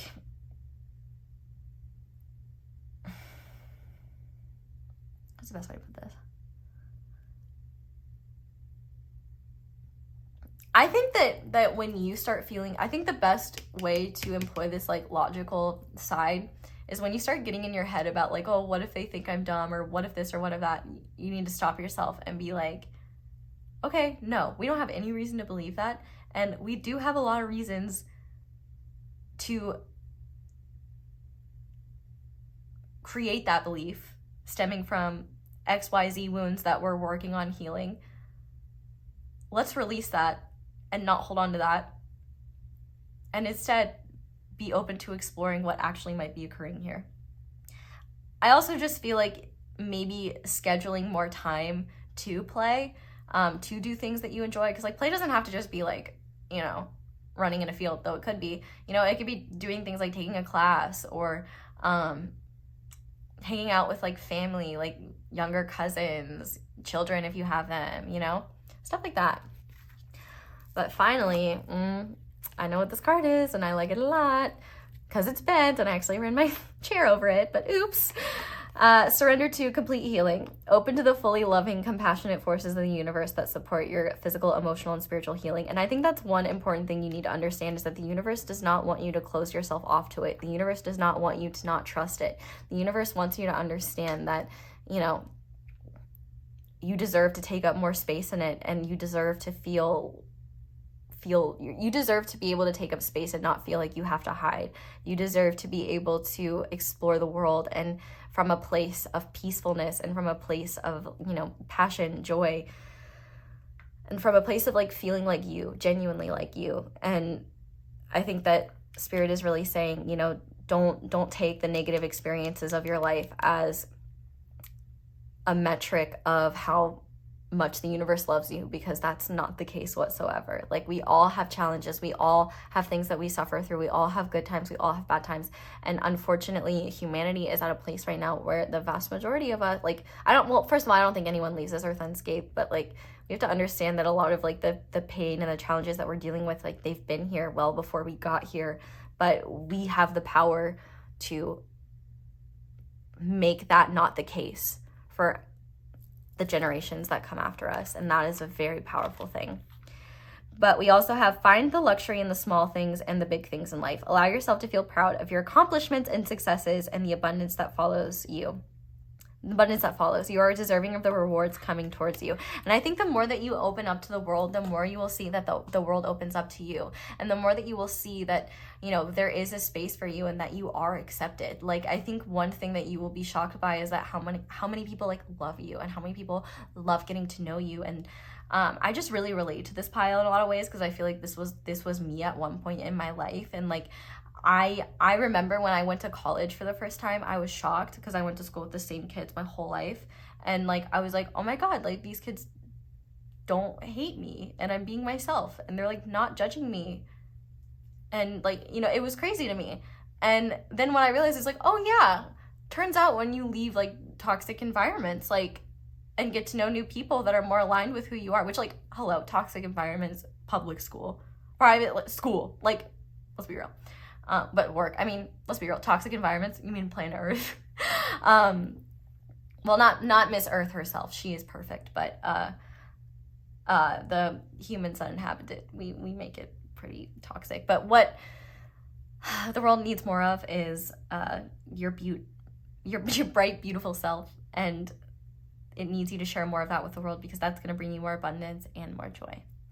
So pile 2, that is where I'm going to leave this reading. I really, really hope it helped. Thank you guys so much for watching, and thank you so much for letting my ads play in the background while you do something else. I don't expect you to watch them, but that is one of the simplest and easiest ways to show appreciation for what I do and show support for me and my channel. So thank you to everyone who does that. If you would like to support me in any other ways, like I said earlier, like, comment, subscribe, those are super helpful. Shout out to my notification squad, you guys are the best. If you want me to see your comment, I usually see comments when I first like upload for like the first day or so. So shout out to the people that just come over to like, even if the video isn't relevant for them. You guys are also awesome. Let's see what else. Oh, candles. Use code ASO10 for 10% off. I got my merch, it's linked down below, and I also got my social media, which is literally just Instagram. But that's all I have for you guys. So thank you so much for watching and for letting me read for you and for putting up with my bad accents. I really hope this reading helped. I love you guys so much. I hope you all have a wonderful day or night, whatever it is that you're watching this video, and I hope you'll come back and see me again soon. Bye!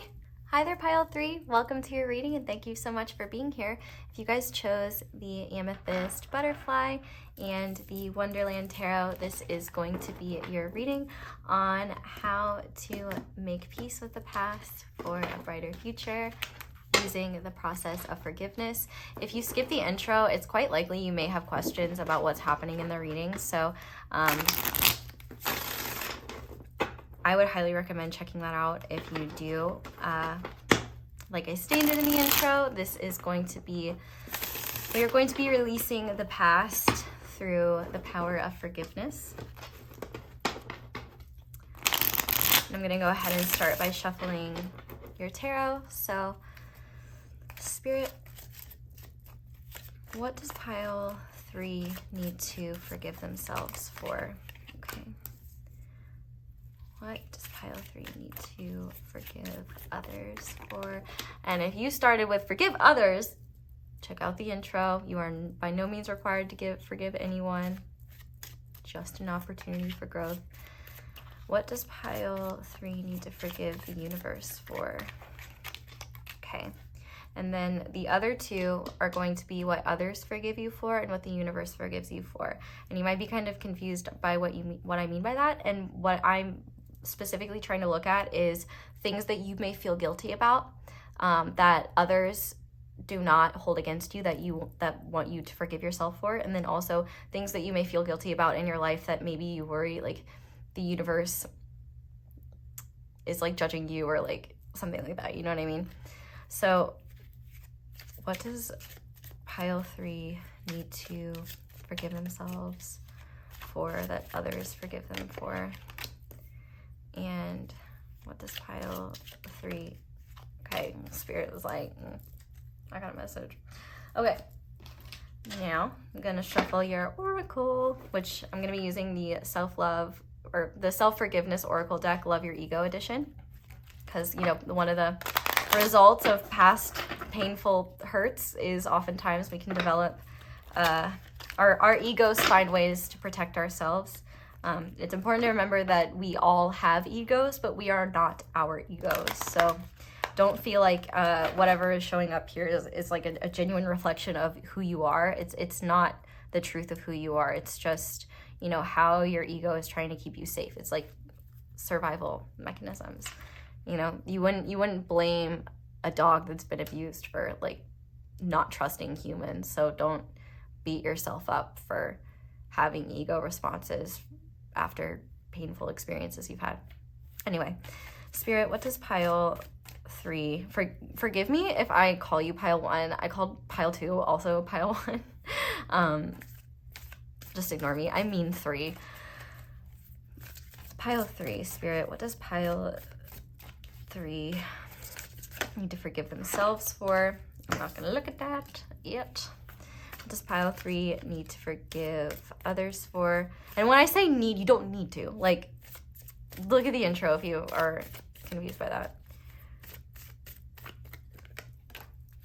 Does pile 3 need to forgive Spirit / the universe for? What does pile 3 need to forgive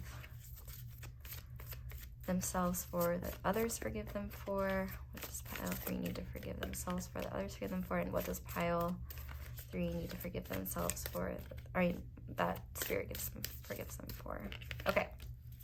So the way to know that this reading will resonate is if these 2 resonate, what you need to forgive yourself for. So to start, we have the Devil. Ooh, that is a gnarly looking Devil card. Kind of that mouth literally reminds me of like Squidward when he's trying a Krabby Patty for the first time.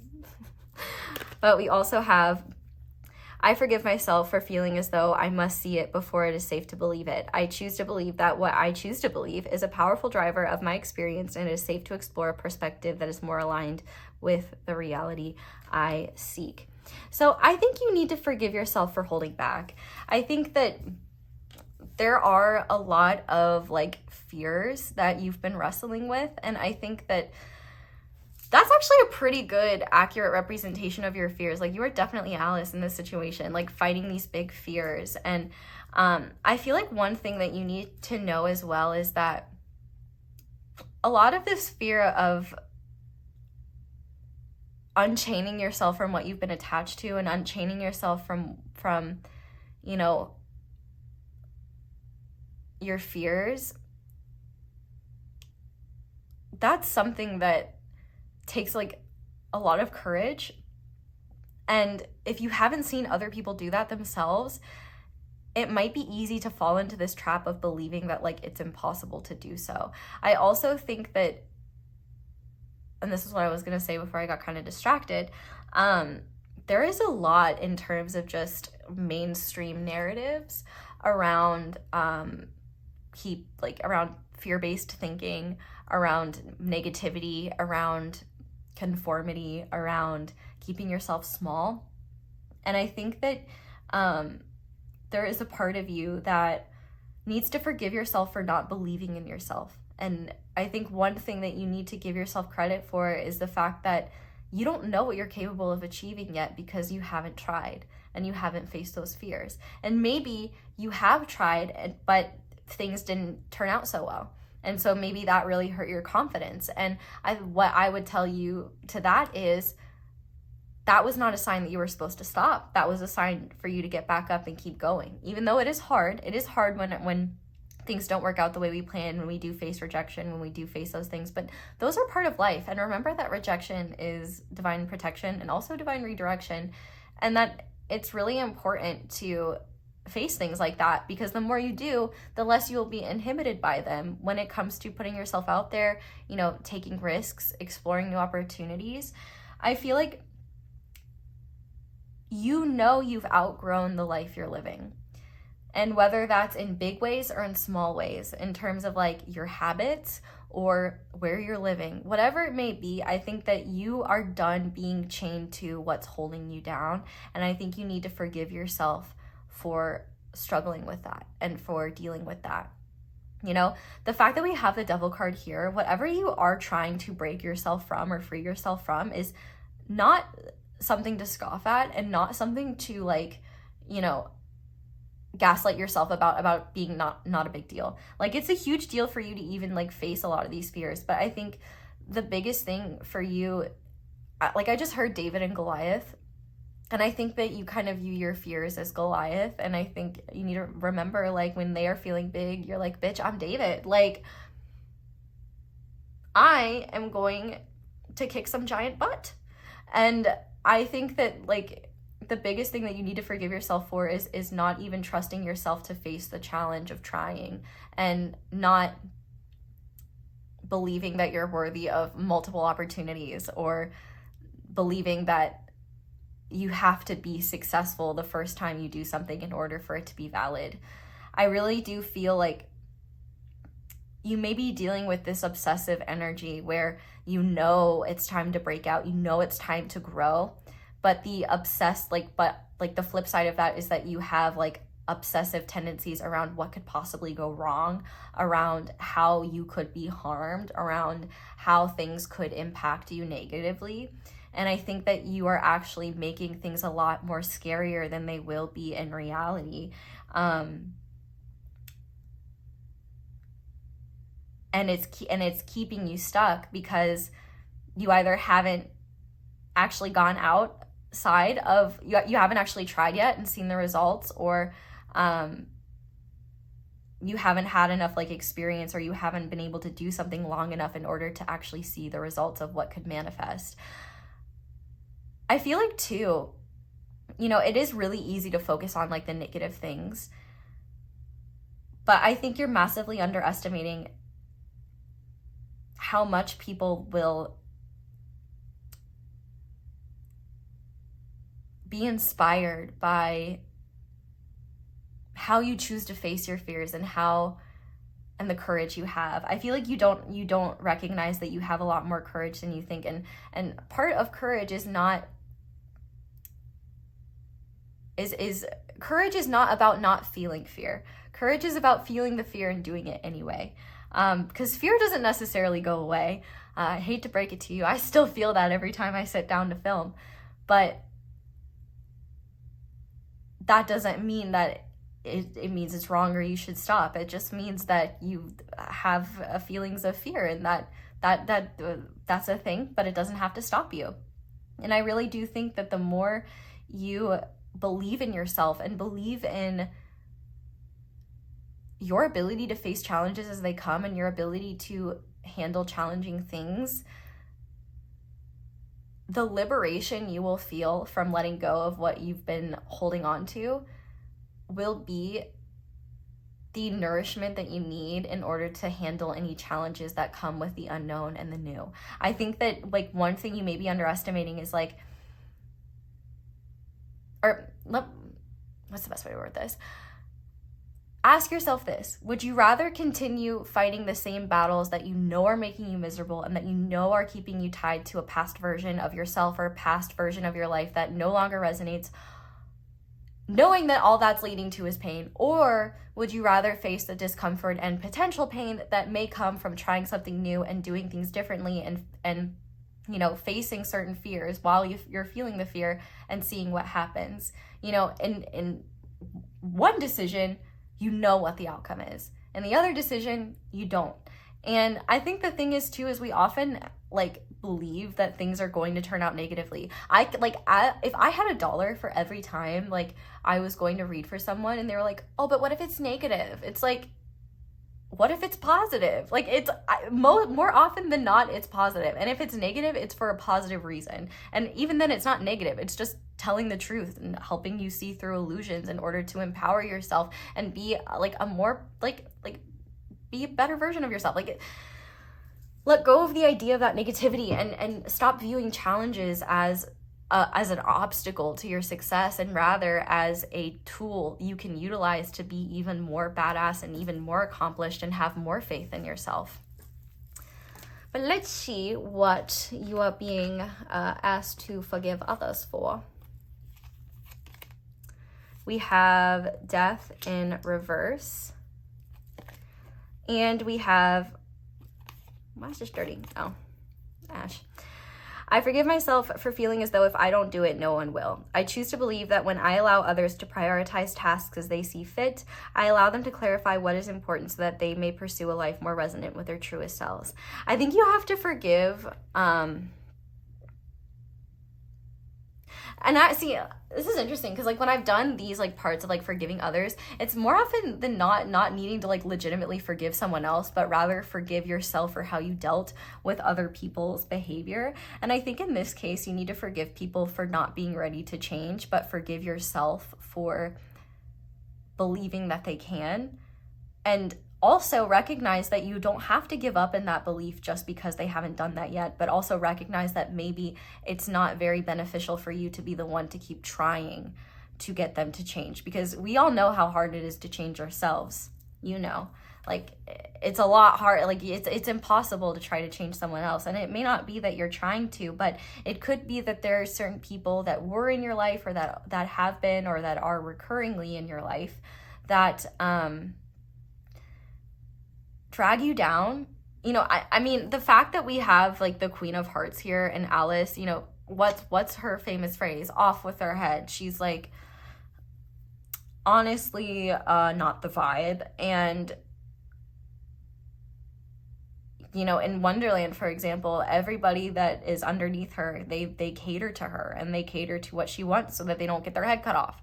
And so you may need to forgive yourself for one, for allowing poor treatment from people and believing that, you know, that they can change. And that I think you need to forgive yourself for believing in the possibility of people changing. And I think you need to forgive yourself for giving people more than one opportunity to change, because that's not a bad thing. I think it only becomes bad when you enable that behavior and you also don't like protect yourself in the process. Like if you give people opportunities to change, like that is great. And I think sometimes, you know, the hard thing is like we want to take people away from their own pain, and we also may just have a hard time like letting go of control, especially when it comes to like trusting other people to get things done. Like, for example, with this death card being here, you know, maybe you felt overly responsible for other people's responsibilities that were never yours in the first place. And maybe, you know, they've taken advantage of your kindness or kind of deluded you into thinking that like they can't do it on their own, when in reality they can. I feel like you need to forgive others for being the way they are, but forgive yourself for not setting boundaries because of that. And I also think that you need to forgive yourself for feeling like it's wrong to believe in someone's ability to grow and change. And I think that you need to forgive yourself for not applying that to yourself particularly, because I think that we can always, you know, grow and change. And I think in your case specifically, I think you need to forgive others for not allowing them to show you who they are, and instead assuming that they will be like the people you've experienced in the past. I feel like you haven't allowed yourself to really be in connection with others where it's mutually reciprocal, you may find yourself being like being drawn towards people that are very self-destructive or very wounded. And I think you're definitely drawn to that because there's a part of you that, you know, is feeling trapped in your ability to continue healing your own wounds. So it's like, okay, well, if I can't help myself, at least I can help others. Or you may believe that your only value in relating to others is the help that you can provide them. So if that's a belief, then that's something that you need to let go of, because that's getting in the way of your ability to have reciprocal connections with people that can, you know, uplift you as much as you uplift them and be there for you in the ways that you're there for them. You know, if you're a very giving person, you deserve to receive the love that you give to others. And I think that in this case especially, you need to forgive yourself for forgiving others and giving them second chances, but you also need to not forget and make sure that you're not allowing people to just continue to take advantage of you when they're not making any changes. You know, you can give people second chances, but if they continue to not change, don't assume that that's a flaw on your part, because that's not. You need to forgive yourself for believing that it's because your help is inadequate that someone is, you know, struggling. That's not your job and not your problem, and I think you need to forgive yourself for assuming responsibility where responsibility was never yours in the first place. But with that being said, let's see what you need to forgive the universe, spirit, God, whatever you believe in for. And we have the Fool. We have, I forgive myself for feeling as though my safety is dependent on another's decision to show up as I think they should. I choose to believe that when I stop waiting for others to give me what I need and accept that responsibility, I discover a strength always available to me. And, the Fool again. I forgive myself for attempting to draw conclusions based on incomplete truths available to me now. I choose to believe that when I wait patiently without drawing premature conclusions, I allow myself to be swiftly moved to what is meant for me next. Okay, universe is calling you out a little bit here, pile 3, but it's from a loving place. And I think that's because the universe wants you to realize that you've never been stopped from taking certain leaps of faith. And you also need to recognize that your safety is not dependent, like this card says, on others showing up in the way you think they should. So for example, oh, well, I'm not gonna share my artwork with the class unless I know that we're not doing critiques today. Or, oh, I'm not going to, put myself, like, I'm not gonna, like, let's say, for example, I'm not going to upload this reading unless I know for sure that nobody is going to leave me a negative comment or a comment that annoys me. If I did that, babe, I wouldn't have a channel. Like, for real. And the reality is that people are going to be people no matter what. Like, there are going to be people that are negative. There are going to be people that criticize you. There are going to be people that don't know how to receive you. But that's not a reflection of your worth. That's just the reality of interacting with, like, just different people and different perspectives and different experiences. You know, you have to forgive people for their shortcomings, and you have to forgive yourself for believing that you are somehow unsafe if someone doesn't approve of the choices that you make or doesn't have the same vision as you. You need to forgive yourself for believing that you need everyone's approval around you in order to be safe. You don't need people to like you in order for you to be the biggest, baddest, brightest version of yourself. And I also think you need to forgive yourself for assuming that your past is going to be exactly like your future. I feel like you've been writing stories about what your future is supposed to be based on your past experiences, and what you don't see is you're creating a self-fulfilling prophecy. And what the universe wants you to recognize is that you have a new beginning available to you. Every single moment, not even every single day, every single moment, you have the opportunity to challenge a thought, a choice, a belief system, if it is not serving you. And the reality is that you may be deluding yourself into certain area, like maybe deluding yourself that you're powerless in certain ways when you're actually not. And you may be believing that it's the universe holding you back, or it's the universe telling you that you can't do this, when in reality, it's not the universe. It's your fear. It's the devil. It is the things that keep you tied to fear, to a version of yourself that is too small for your soul. And I think that what the universe wants you to recognize is that you don't even know what you're capable of achieving because you haven't tried yet. You haven't faced those fears. And I feel like the universe wants you to recognize that they can't support you on this journey if you don't take the leap. You jump, they'll catch you. They will help you, but they can't do that if you're not willing to take the first jump. It's like, I don't know if the universe is going to catch me, so I'm not going to take this leap of faith. And it's like, okay, well, now you're never going to know. And now we can't catch you because you're not doing it. So I feel like the universe is really asking you to forgive it for, you know, compassionately not intervening so that you can see where action is yours to take. But now I want to see what others forgive you for that you need to forgive yourself for. And for that, we have the 8 of Wands. And we have, I forgive myself for holding on to the notion that no one understands me. I choose to believe that when I make an unwavering effort to understand myself the way I feel, I am able to effortlessly communicate to others, with others on a deeper level. I feel like others forgive you for specifically impulsive action that you may have taken in the moment, in a moment of like intense emotion that you didn't mean and that you really regret. Maybe you've apologized to these people and they've like said like it's totally fine, like it's not a big deal, but maybe you're still holding on to it and like guilting yourself over it. But I also think that you need to forgive others for not. Oh, interesting. Let me pose this question to you. Do you have this hope that people are just going to intuitively understand you? Sometimes that can't happen, but I would ask yourself, how well do you understand yourself? Because there may be ways in which you are wanting people, you feel like you're completely misunderstood or that people could never understand you, but just in reality, there are parts of you that are unidentified or unexplored that you either haven't expressed or haven't brought to the light yet, that once you see them, you will realize like, oh, other people have this too. I'm not as different as I thought.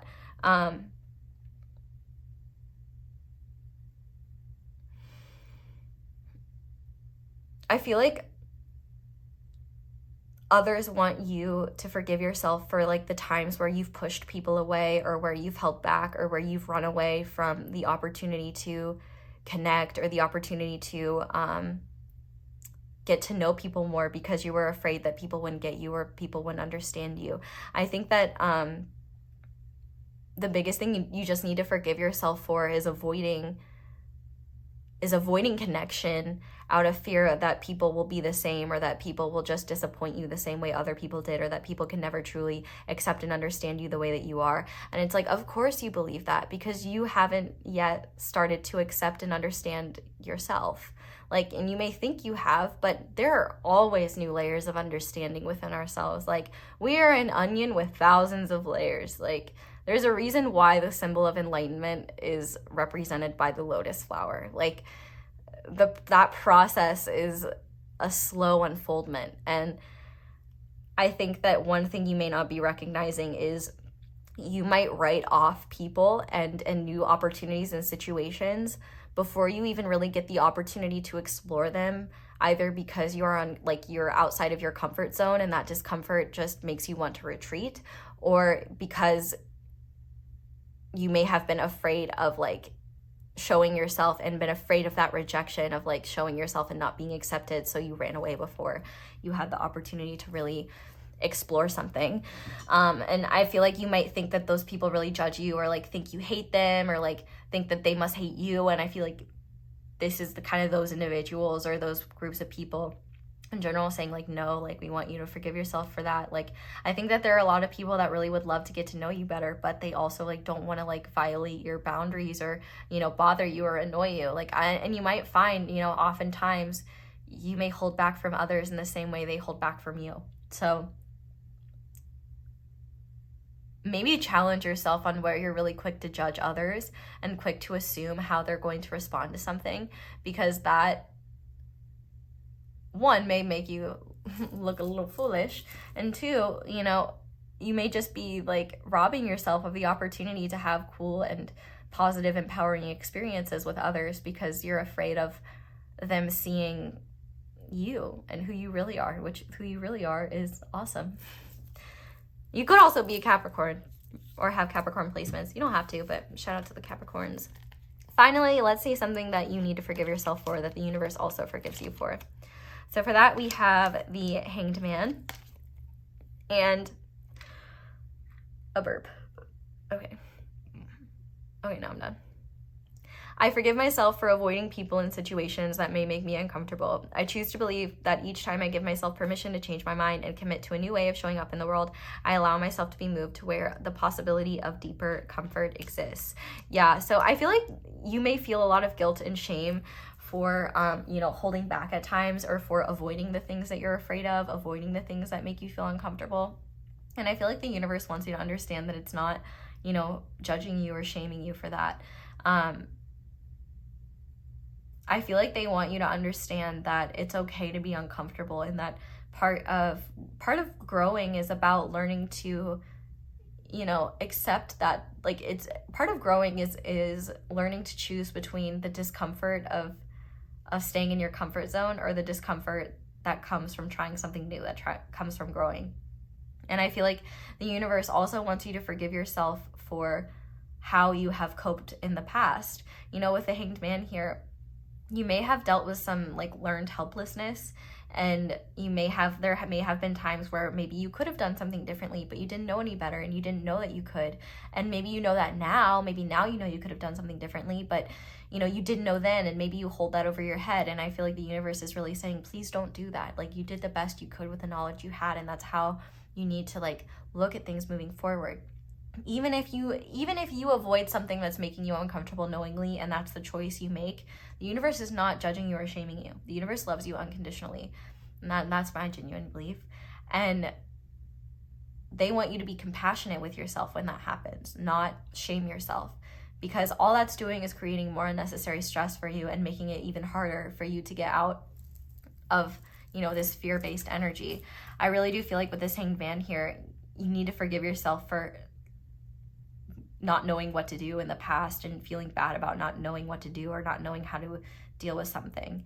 It's okay not to know things, and it's okay to be human. Like, that's been a big theme in these readings, but like, it is okay to be afraid, and it's okay to make decisions out of fear. That's what the vast majority of us do. You know, it would be silly to think that the universe would automatically just reject us at the first sign of fear, because if that were the case, man, there would be nothing here. Like, all of us are afraid of something, and we're all fighting our own battles with fear. And so I think that you just really need to be patient with yourself and kinder to yourself about that. And also just know that it's also okay to deal with truths as they're revealed to you in whatever way you need to deal with them. Like, for example, if something happens and it really upsets you and you need to have a temper tantrum in the piece of your room, that's okay. The universe is not going to be like, Pile 3, that's so mature, I can't believe you're having a temper tantrum. Like, that's never going to happen. You know, it may be actually healthier for you to just do it and get all that frustration and energy out, you know? So I think more than anything,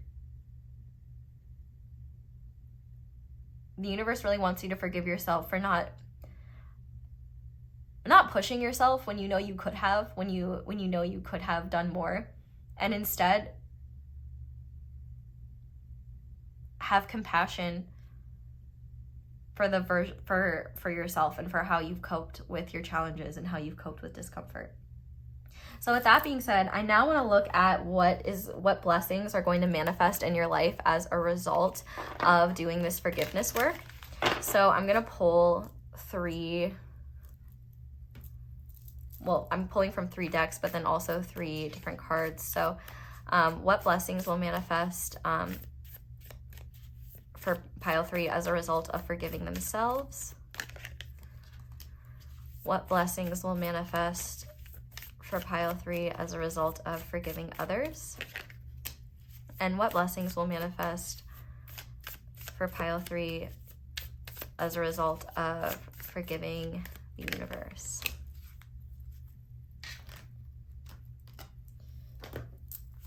And I shuffled all of these beforehand, by the way, so don't get your panties in a twist. I mean, or do. You can. It's just you're creating unnecessary stress for yourself. Anyway. What blessings will manifest for pile 3 as a result of forgiving themselves? What blessings will manifest for pile 3 as a result of forgiving others?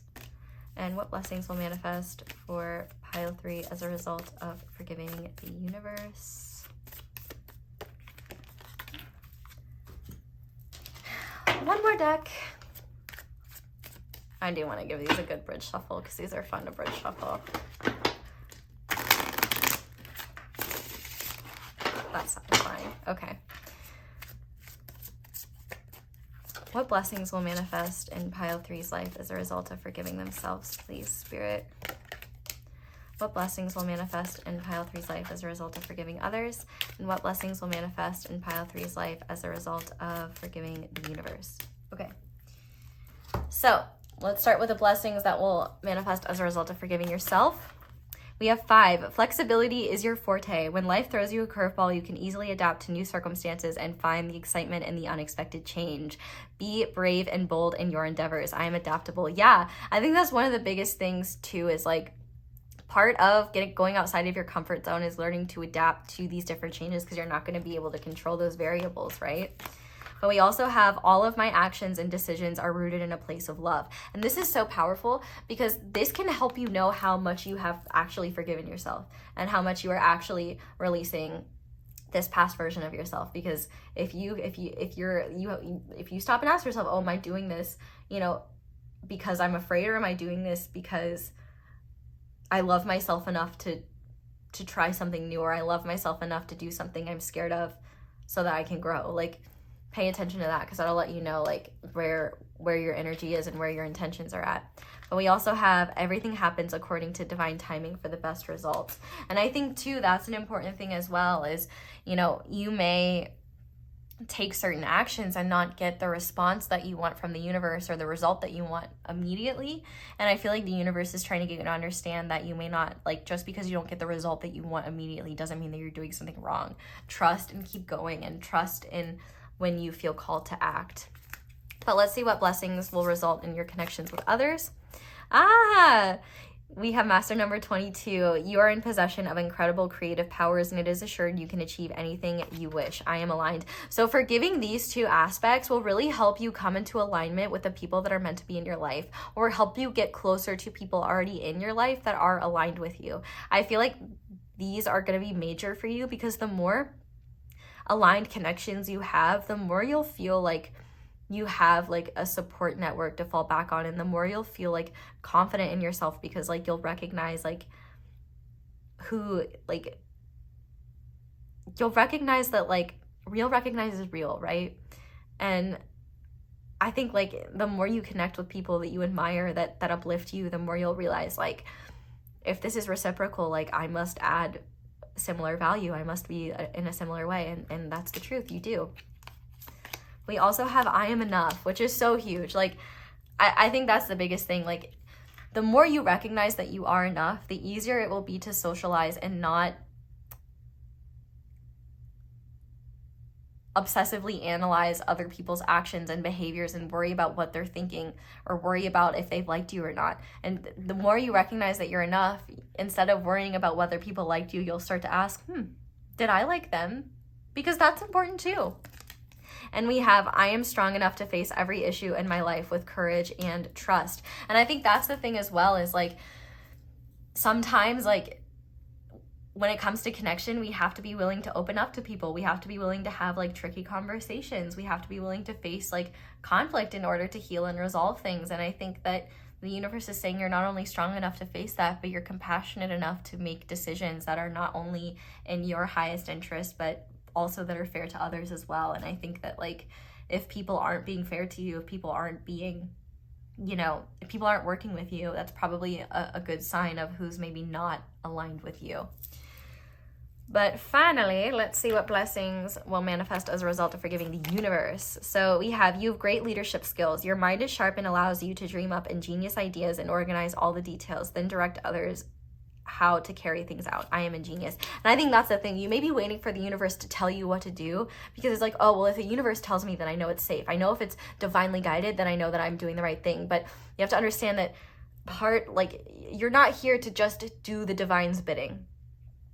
You also have free will, and the process of life it's a co-creation when it's truly aligned, right? So spirit does have part of it, but spirit is not the dictator of your life. Like, spirit is not going to tell you, it's not going to want you to do something because it makes you miserable, right?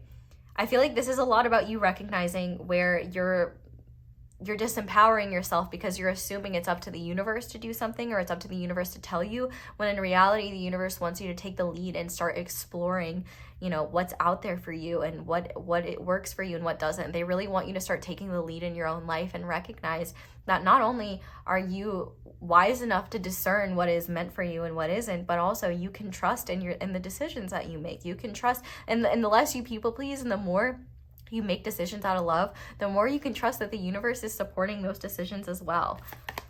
We have everything I need is already within me. And I think that's so big. Like, you may be feeling like you need the universe to show these grand signs and gestures to show that they approve, but you are the universe. You are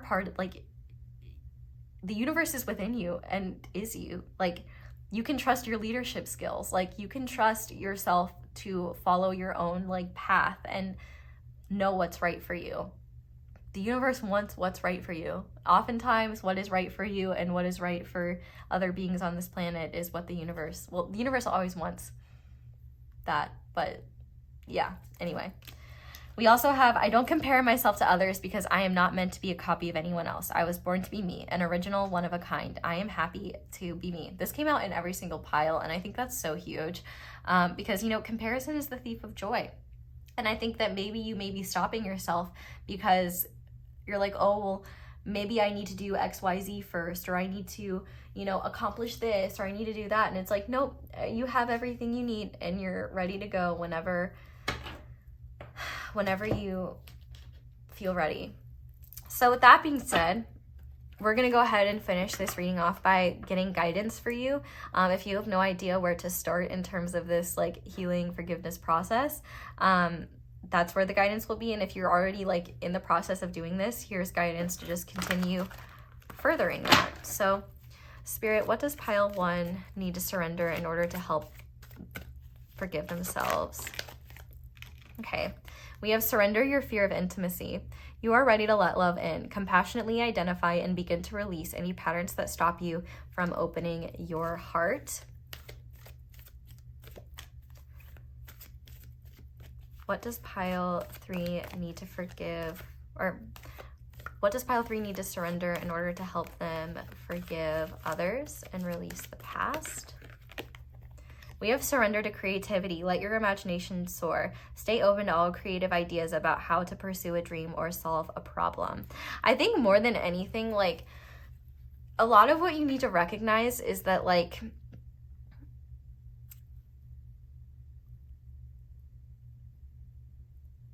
the way that you connect with other people is not meant to be, ooh, I need to align myself with the people that positively reinforce me.